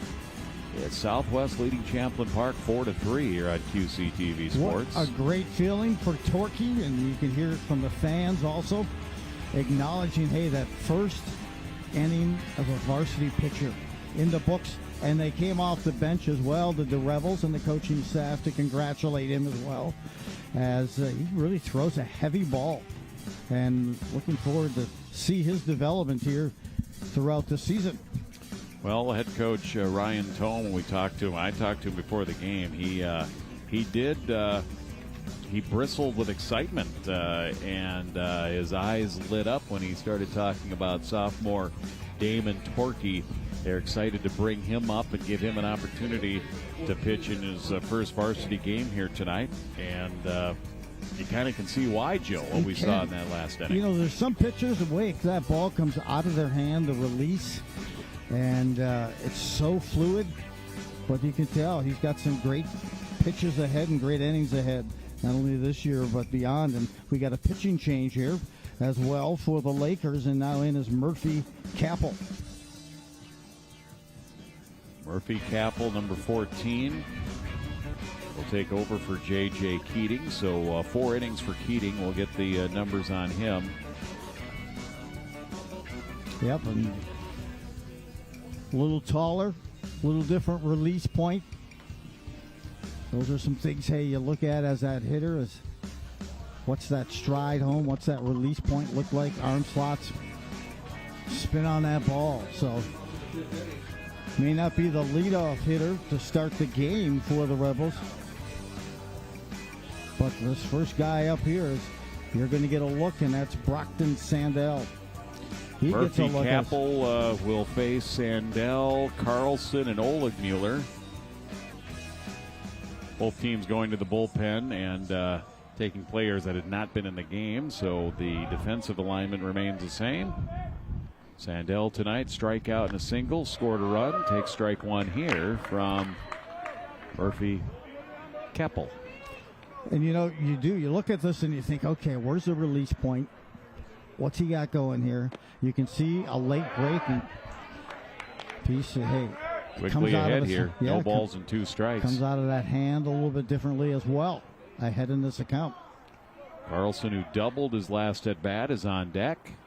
So 4-3 Minneapolis Southwest lead. 3-pitch strikeout. Sandell swing and a miss. So Capel comes in and does a nice job. The first man he faces to lead off the 5th. Yeah, Capel, 3 straight breaking pitches. So for Keating, he went 4 innings, 3 runs, 2 earned, 4 hits, struck out 2 and walked 2 in his 4 innings of work. Of course, in high school baseball, going 7 innings, 4 innings enough to earn the win. As it's ball 1 here to Nick Carlson. Carlson, a walk, run scored, double back in the 3rd inning. 2 runs batted in, big 2-run double for Champlin Park that got it to a 4-3 game. Little tight inside. See if sees a breaking pitch here. Brushing him off the plate. 2 balls and no strikes. This one across over the plate. And a little flare over the glove of the first baseman Case into right field. So nice job by Carlson. He's been on base 3 times here tonight. Adds a single to his double and his walk. A 1-out base runner here representing the tying run for Champlin Park. Bring up their cleanup hitter, first baseman Kellen Oligmuller. Yeah, real nice job of hitting because I think he came back with a fastball there. Kept it low, but a nice inside-out swing. Single and a ground out here for Oligmuller. Pitches low, runner goes, throw down there. It's going to be close, not in time. Bobbled ball. What a gun. Stolen base here for Carlson. Griffin Simpson. Oh, he threw a dart down to second. That was on the line. It wasn't a textbook throw for him either. That pitch was down low and in. He had to deal with the batter, had to dig the ball out, and still throw a strike, but with a little bit of a bobble there. Safe at second. We'll give him a stolen base. Carlson, now that tying run, is in scoring position as Oligmuller pulls one foul, evens the count here at 1-1. Yeah, the strike that Simpson threw, a dime. 1-1, swing and a miss. He was out if they could have held on to the ball. That pitch there by Capel looked like it had a little tailing action away from the left-handed swinging Oligmuller. As he swung through it, 1 ball, 2 strikes, comes back in, and that breaking ball drops in the dirt, and a swing and a miss. He'll have to throw it over to first. They'll complete the out there. 2 outs and 2 strikeouts here for Murphy. Capel coming in relief of J.J. Keating. Runner staying at second base, Nick Carlson. They'll leave it up to Janish. Yeah, you know, they're getting their first look here at Capel. Looks like they're having some trouble getting a read on those pitches, and his breaking ball has been pretty effective this far. First pitch, again, another one. This one's in the dirt. Runner will advance. Simpson got over there, but really had no play, and Carlson now 90 feet away, representing that tying run. Ball 1 to Janish. Janish, a single and an RBI in the first, and a pop out to short in the third. Rebels would like to push this run across. They, in the 3rd inning, had a runner at third with 1 out and could not get that tying run in. They've left 4 on here tonight. 1-0 pitch, hit him. That'll put Janish at first. Runners the corners, 2 down. Now the Rebels again need something here with 2 outs. Capel that time knew the moment he released that ball it wasn't going to break that much. In fact, it broke right into the middle of the back of Janish that time. So good chance here. Runners at first and third. Veteran catcher Tristan Wexeth strike out and a fly out tonight, 0 for 2. This would be an ideal time for him to pick up his first hit of the night to tie this game up. 4-3 in favor of the Lakers. They're going to keep an eye on Janish over there. Case holding with him. Hey, Blue.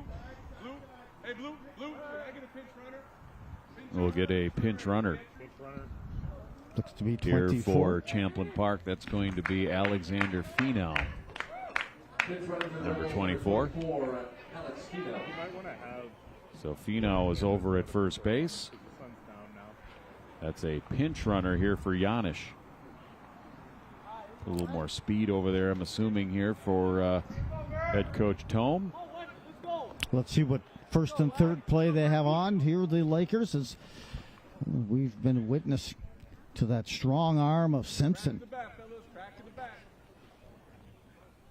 Of course, Wexeth tonight, as you mentioned, Jim, 0 for 2.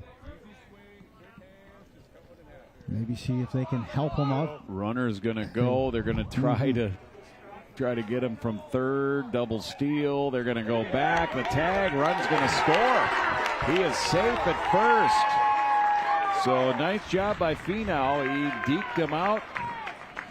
Was practically all the way to second, then drew the throw, and then the runner at third, Carlson, just waiting to see what would happen.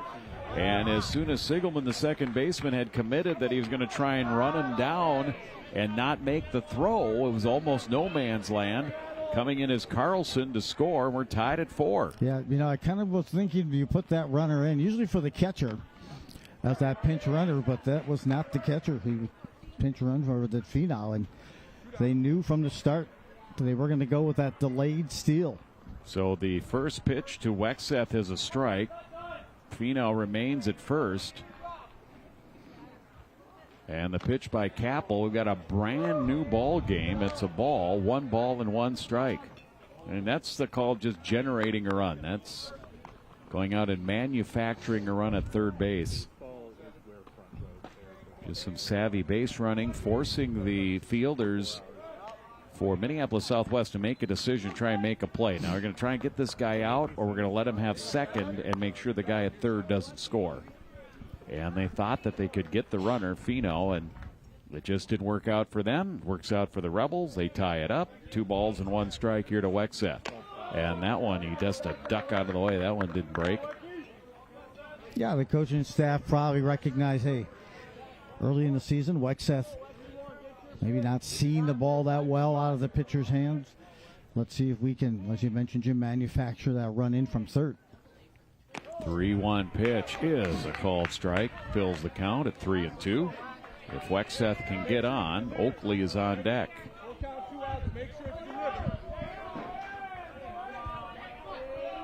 Key run they scored there. They didn't want to have to strand that runner at third again.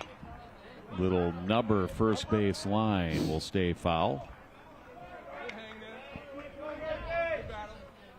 Look at your score sheet, Joe. How did Janis, I know Janis got on base and then Finau came in to run for him. How did Janis get on?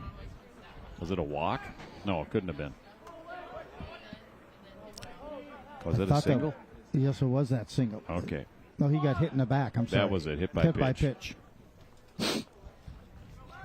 Take care of some housekeeping here. And Finau, who's running for Janis, is still over at first, and they'll toss over there to keep him close. And a payoff pitch still up and coming to Tristan Wexeth. Finau almost kind of creating an annoyance over there, kind of like Seinfeld. 3-2 called. Strike 3. Got him. So Wexeth goes down swinging. 3 strikeouts in the inning here for Murphy Capel. But in the meantime, Champlin Park finds a way to tie the game with a single, hit by pitch, the double steal, if you will, the deke between first and second, and Nick Carlson coming in to score that tying run. We're tied at 4 as we move on to the 6th. 5 full here at Champlin Park High School on QCTV Sports.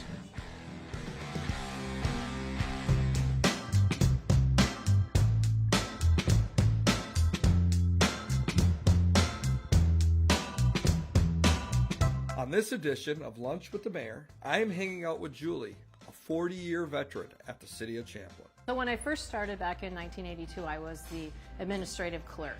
And then I became administrative secretary, and then I worked in human resources, and then in 2022, I became the city clerk. So, and in my city clerk role, I administer the elections. I issue business licenses like tobacco and alcohol and gas and THC, food trucks, all those different things. So today we are at Jinza Sushi and Grill. a must-visit destination for sushi, hibachi, and much more. One of your favorite restaurants here in Yes. Champlin, Ginza. It is. It is. I love them. I usually get the hibachi steak, and it's always, the meat is always very tender, and it's very flavorful and whatnot, so that's one of my favorite things. My son Abel came along as well and was feeling adventurous with his culinary palate. As Julie, Abel, and myself ordered our hibachi, the generous staff at Ginza brought out a stunning assortment of sushi platters, and we were in awe of these beautiful works of art.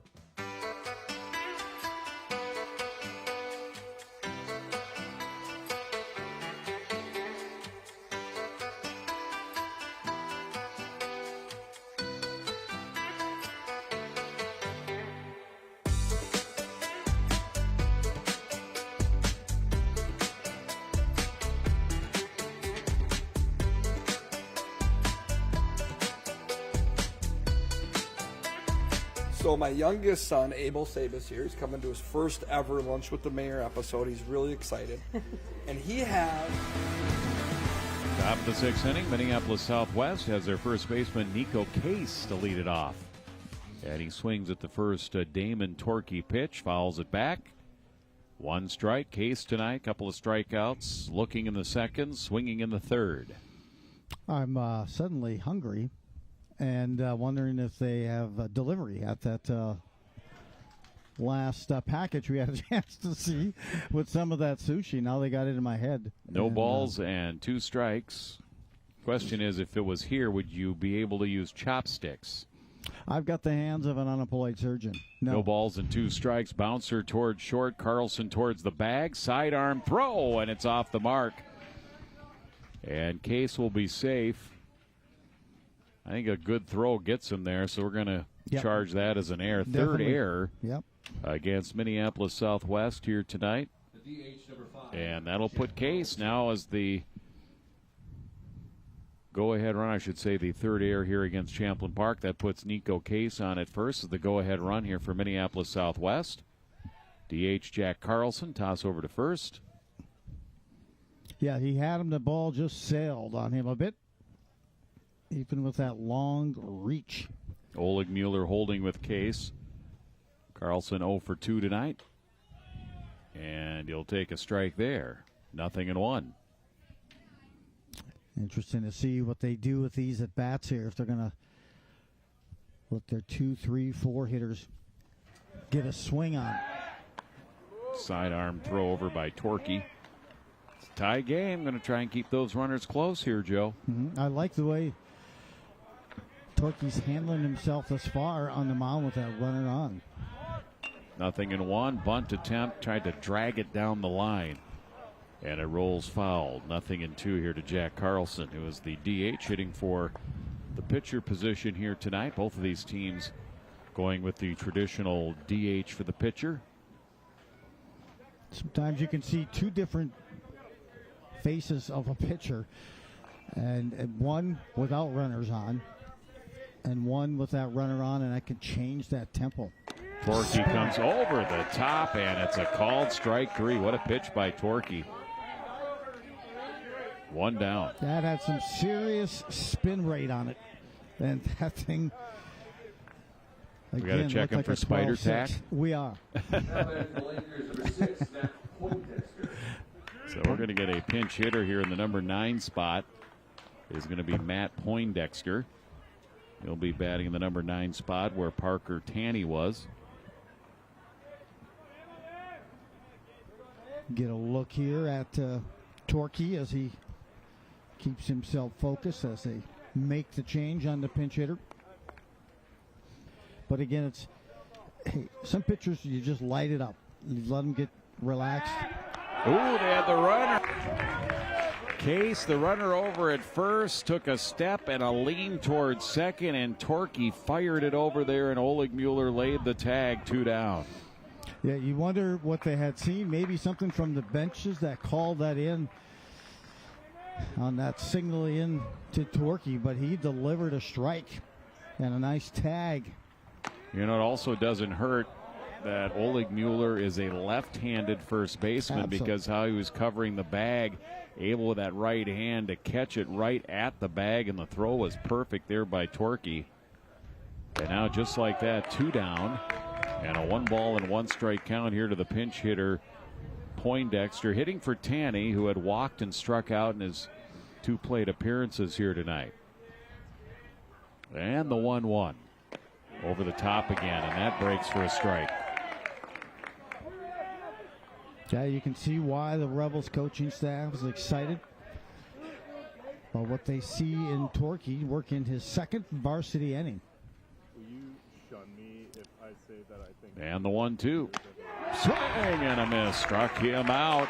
Bottom third goes in order with the pickoff and 2 strikeouts here for Damon Torquay. And the game continues to be tied here for Minneapolis Southwest. No runs. There was an error. Nobody left on here in the top of the 6th. Go to the bottom of the 6th. 4-4 game. That just comes out so clean out of his hand. And then it's on you in no time. So excellent job. Good technique. And you can tell he's done some development with it. But let's take a look at some of the schedules that are coming up as we get ready for the bottom half of the 6th and see if the Rebels can jump out front.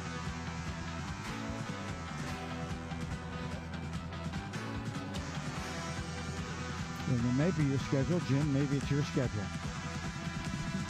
We'll come back to it, but coming up quickly around the corner. Whose schedule? Was it my schedule? That certainly wasn't my workout schedule because that would be blank. Yeah, you and me. But yeah, quickly coming around the corner, you got Champlin Park taking on Spring Lake Park. That's tomorrow. And as I mentioned, once you miss a couple of those games early, you got to try to put them back on the schedule. And that puts you into a stack game situation. And then they take on Andover. That's a game that will be here on QCTV. That game scheduled for a 4:30 start against Andover on the 15th. Get those taxes in before you come to the game. We'll watch it. And that'll be a good matchup. Andover looking tough. Andover tomorrow will be playing Totino Grace. Bottom third of the order here for Champlin Park. Bottom of the 6th inning. Oakley, Greer, and DeLong.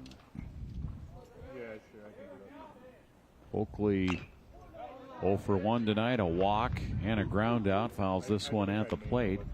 Count is even here at 1 ball and 1 strike. Wait, I don't know how. Well, again, it's Case. Swing and a miss. 1-2. 3 strikeouts, as you mentioned, in that first inning. For Capel? For Capel. Yeah. Right? Yep. And struck out 3, hit pitch, gave up a walk and a run. That manufactured run by the Rebels that tied it. That's low. Evens the count at 2-2. Preseason rankings, by the way, Wayzata 1, Minnetonka 2, Mounds View 3. Farmington, Stillwater round out the top 5. 2-2 pitch, got him. 1 down. well, some of these pitchers are really throwing like it's midseason. Sharp, great locations, hitting their spots. And Greer gets a look here. Yeah, Greer has flied out twice, to left and to center. Base is empty here. Murphy, Capel. Right-hander delivers inside low, ball 1, 1-0. Yeah, you have those rankings as they come through. Some others. That one was from March 24th. And yep, that's the preseason rankings. Correct, and I saw some from PBR. Had some rankings. I know Andover was What's up to PBR? number 7.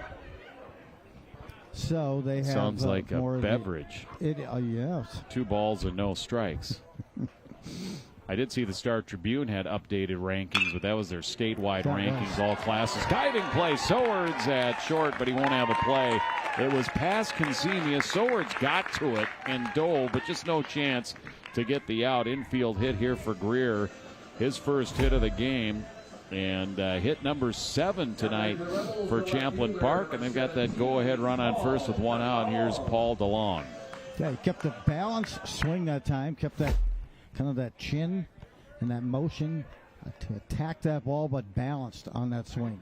DeLong tonight, fly out, single. That was that bunt single back in the 4th inning. And he'll take here, ball 1. Yeah, it's actually really too early if you want to talk rankings. A lot of the rankings and ratings basically based on what they did last year and what they had coming back. But the most updated ratings I saw were the statewide ratings, including all classes that the Star Tribune put out a day or two ago. And, time called by the home plate umpire. Consemius had his sunglasses on the top of his hat, and there was some glare, it appeared, as there was lights. The lights that are on were shining and glaring in on the hitter, and the home plate umpire could see that. So the home plate umpire told Consemius he had to no longer wear his sunglasses at night.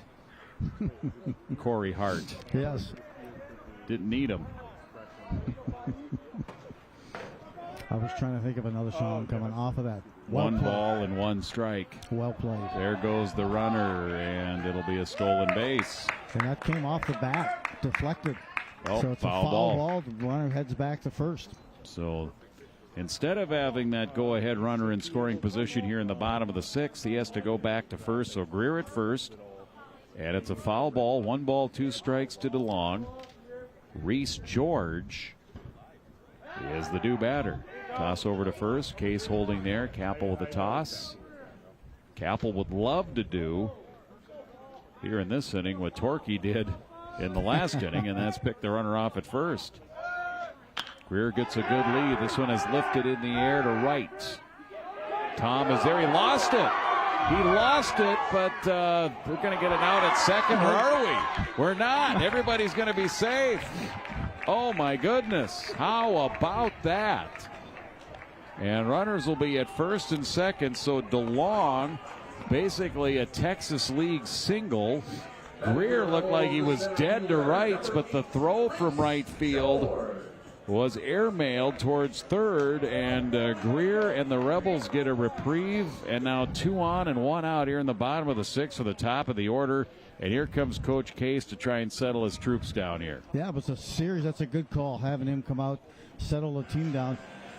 Series of faux pas on that particular at-bat, and it started in right field as Tom could not pick up the ball. I don't know if he ever saw it. I don't know. He may have seen it off the bat, and then it ended up being between Noki and Tom, the center fielder and the right fielder. And because Tom, as you'll see here, Tom is nowhere close to it. He'll put his hands to his side.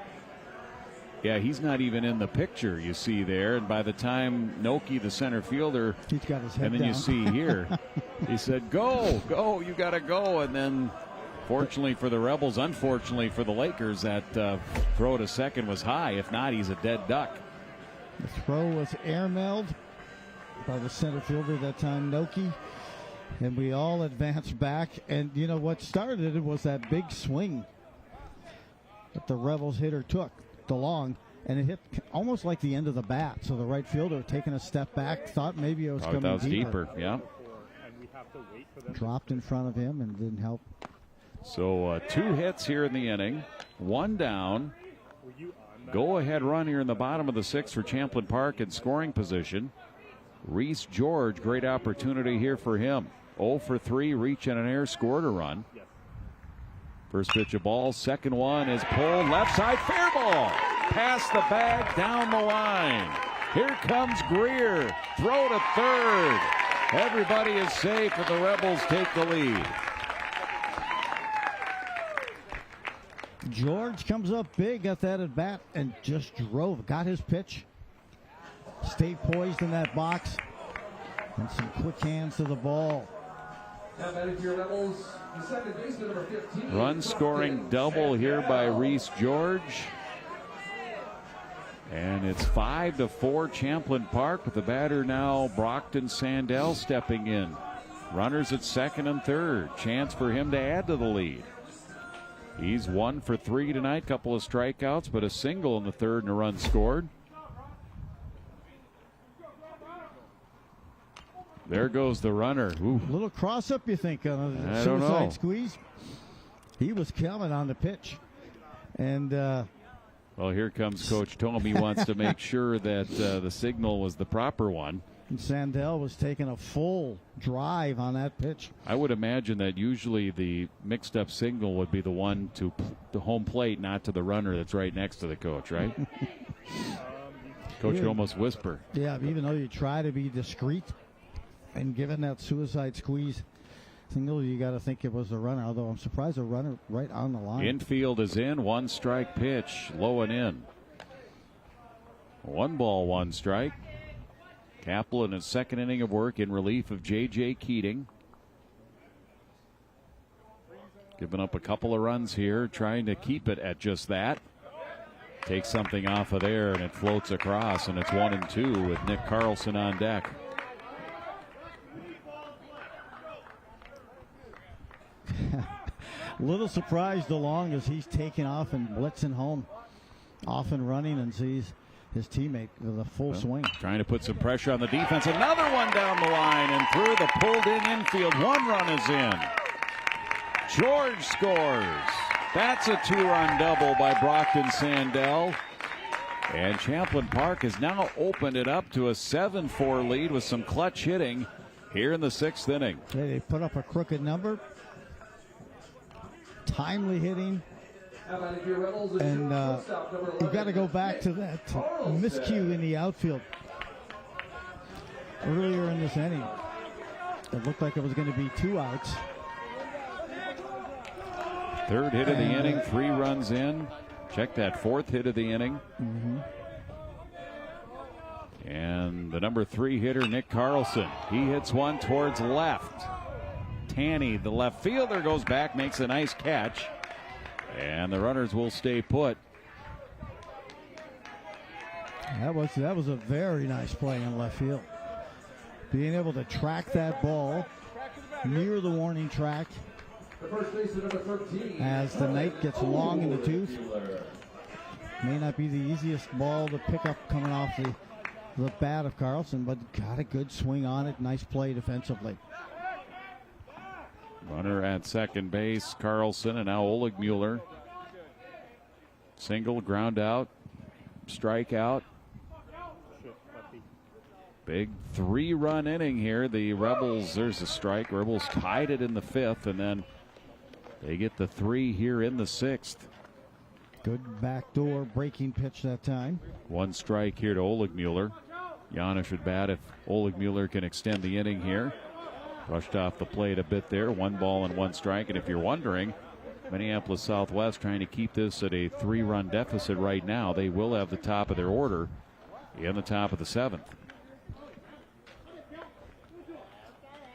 1 ball, 1 strike to the plate as Capel swung on and missed. 1-2. Hitting it here, and you just see maybe the course and the tempo of the inning shift on the miscue at second. And what looked like was going to be a force out. 1-2. Trying to sneak it. That again, that tail away from the left-handed hitter. And it did miss the outside corner. 2 balls and 2 strikes. Yeah, you get some late movement on that pitch. 2-2. 2 down. 3 runs in. To the plate. On the ground to the right side. Case, the first baseman, bobbled it, but his pitcher will get over there. Capel to cover. And the Rebels are finally retired. Here in the bottom of the 6th inning, they send 7 to the plate. They get 3 runs on 4 hits. And they leave a runner on. We move on to the 7th inning, and the Rebels and their sophomore pitcher making his varsity debut tonight, Damon Torkey, will try and finish it off and get the win here tonight, as it's the Rebels 7 and Minneapolis Southwest 4 on QCTV Sports.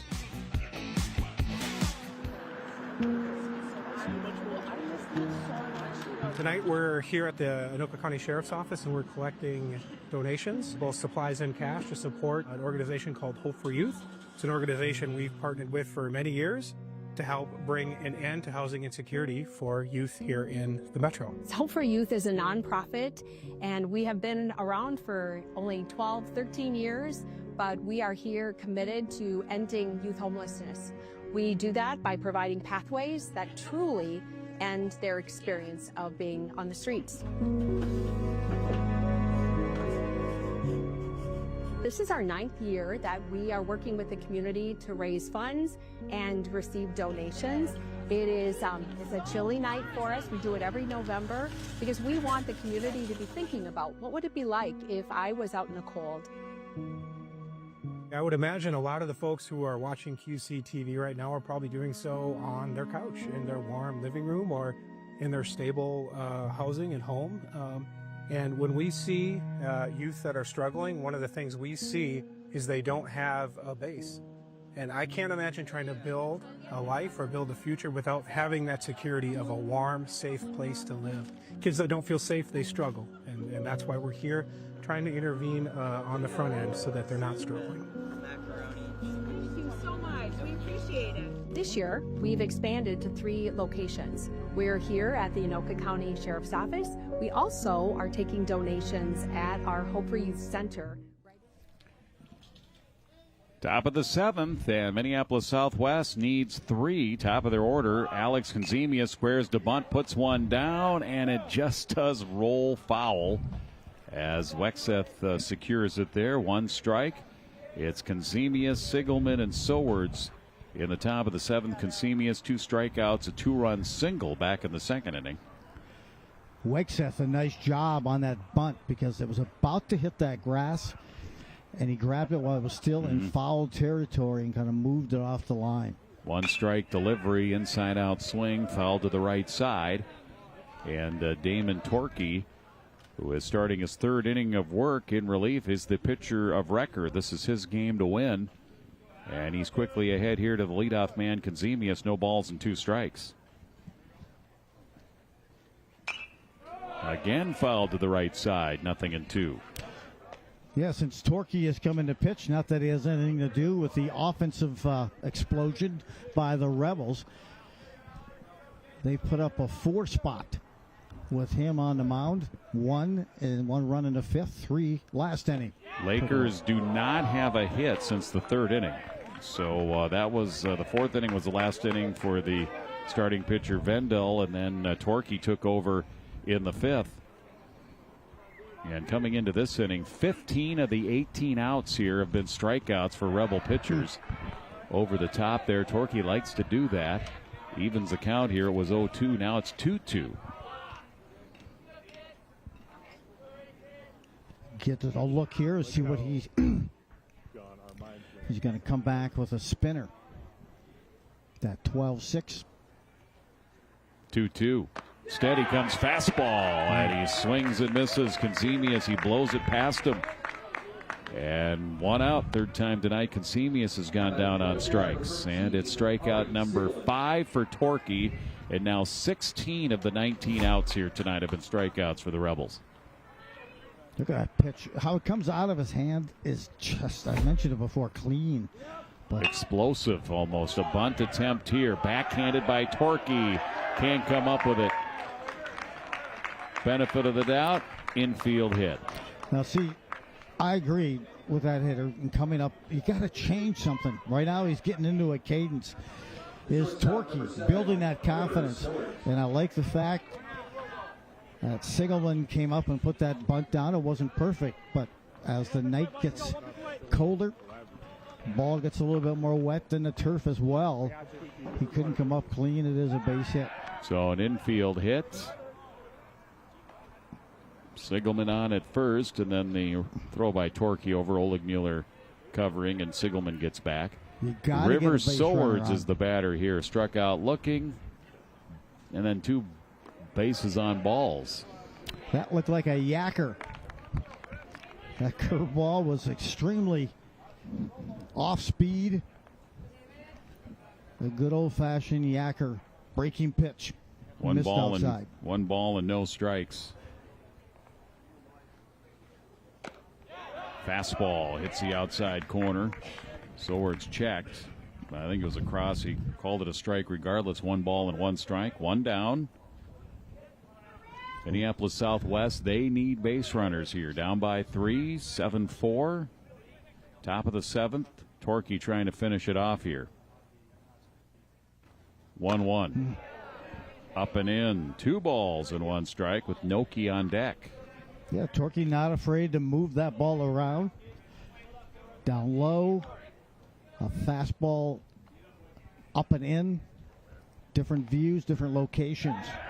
Toss over to first. Torquay has already one pickoff here tonight, and you got to know that Minneapolis Southwest, they're aware of that. And that's you got one pickoff, Joe. That means that your runners at first are probably going to be a little extra careful, a little cautious. So it's 2-1. And you think about that as making his first varsity pitching outing, that he'd be a little cautious. Torquay fires one up and away. 3 balls and 1 strike. But he does not throw Torquay on that pickoff attempt with any sense of cautiousness. It's with confidence. But good job here by the experienced catcher of Wexeth to get out there and calm him down. 3-1. Reminds him, hey, we've got the lead, 3-run lead. Let's bring it in. Let's not get this a second runner on the base path. Get him back to what they've seen. Another toss to first. Count is 3-1 to Sword, so he's just trying to get on any way he can. Mm-hmm. Maverick Noki is on deck. He has not put the ball in play yet here tonight. He's had 3 strikeouts. So that means he's due, of course. So they want to get 2 on, and they do, as that one misses up and away. Torquay misses on the 3-1 pitch. And now that'll bring the tying run to the plate. And Maverick Noki struck out swinging in the first, struck out swinging in the third, was thrown out at first in the pitch in the dirt. Then he went down looking in the 5th inning. And here comes a timeout, and here comes head coach Ryan Tome for Champlin Park. He's looking down to the bullpen. We'll see if they're going to go to a relief pitcher here. Warming it up a bit. Last year it was Maverick Noki with 13 strikeouts, 31 at bats, and a 161 average. There you see the players down in the bullpen area. They haven't been down there long. No, didn't the batting cages used to be down the right field line? They're now over here on the left field side. Is that new, or am I thinking of a different field? No, they've had them down there. They've had them down there the whole time? Correct. And I am thinking of a different field. I'm glad I asked. So they're going to stay with Torquay.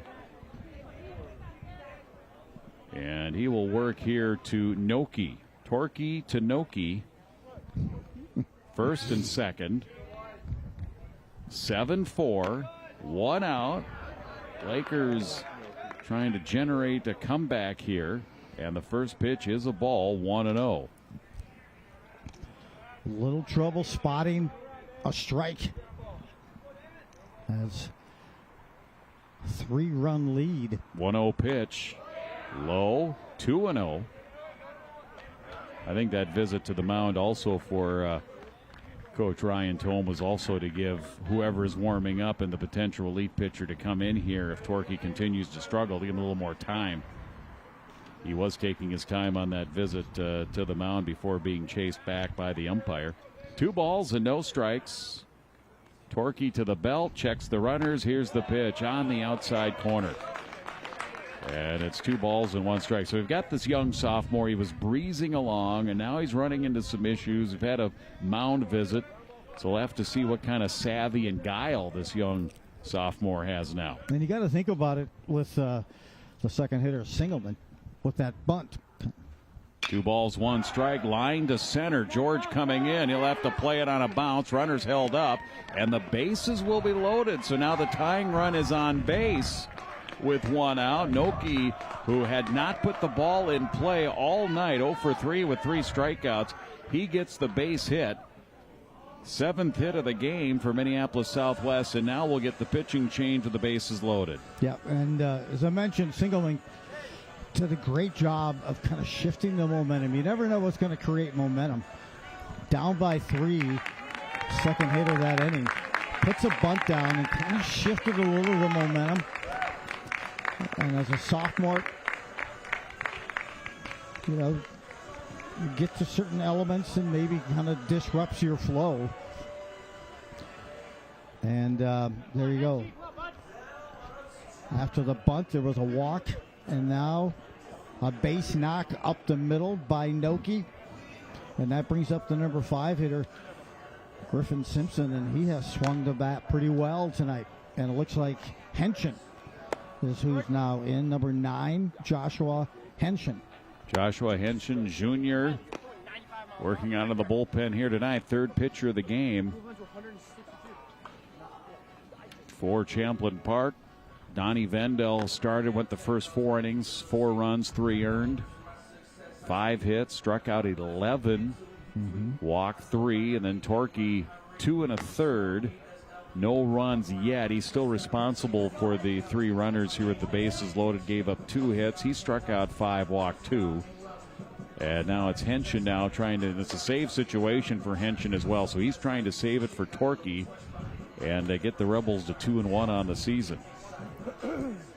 Well, you mentioned it earlier. It was a great point to illustrate. 16 strikeouts. So that accounts, those 16 outs, for the 18 that they've had to get at least the Rebels here to take them into the 7th inning. So 21 outs in that 7-inning game, and 16 so far tonight have come via strikeout. Number 9, Josh Henshin. So Josh Henshin, right-hander, will take the mound, and he needs 2 outs here.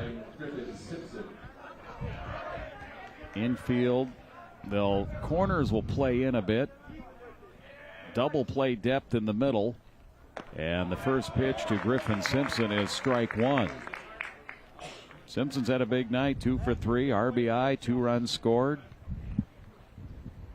0-1. Swing and a miss. Fastball in on the hands. 0-2. Second consecutive game here for the Rebels in which they've gone with 3 pitchers. 0-2. Little nubber to the right side. They'll let the run score. They'll get the for sure out. Played there by Oleg Mueller. Smart play. Glanced to home. But you got to get the out in that situation, and they do. So Simpson is forced out on a put out at first. We'll give him an RBI. He hit it to the other side of the infield. You got to give him an RBI for that. So that's the second out of the inning.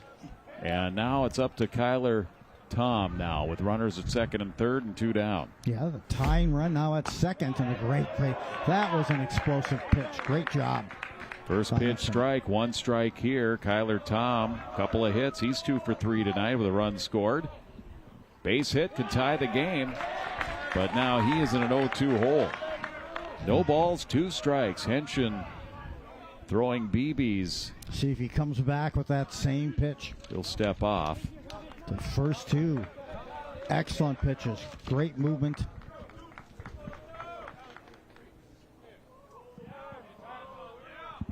Time called again, this time by Hexeth. He'll come out to take a little breather and talk to Josh Henshin, who's trying to pick up the save. Of course, mentioned the Rebels lost 8 innings last night here on this very field to the Blaine Bengals.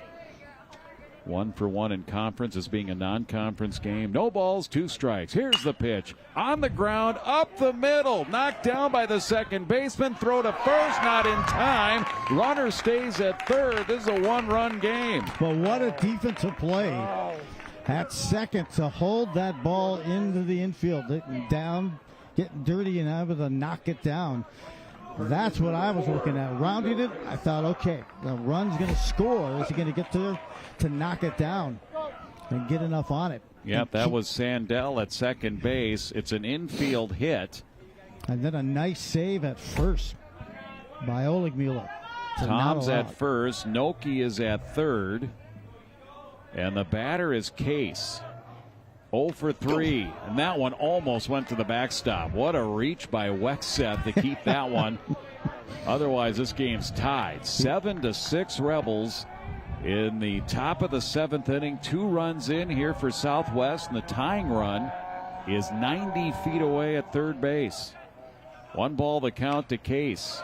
That one low and away. 2 balls and no strikes. Nerves starting to get to the guys here at this one. Little things that can shift the momentum. Yeah. And you can see that he was throwing with conviction, had those first 2 strikes on the other hitter, and now he threw wildly. Great job and hold by Hegseth. Rebels only need 1 out here. Fastball is a called strike on 2-0, and it's 2-1. Yep, that time good technique. Clean release. Took maybe just a little bit of velocity off of it, but needed it for the strike. Tying run at third, 2 down. Here's the pitch, a bouncer to the right side. Second baseman Sandel's got it over to first, and the Rebels hold on at the very end as Case is retired for Minneapolis Southwest here in the top of the 7th. 2 runs, 3 hits. They leave 2 runners on, including the tying run at third base as Case goes down in a 4-3 scoring play. And our final here tonight, 7-6 in favor of Champlin Park. A little drama at the end there, Joe. Oh, it was. Great play at second. I got to tell you, he did a good job at holding that ball to just the infield and then making a play on that play by Sandell. Showed his range and make the final out of the game and get it over the first. All right, so final score tonight, 7-6.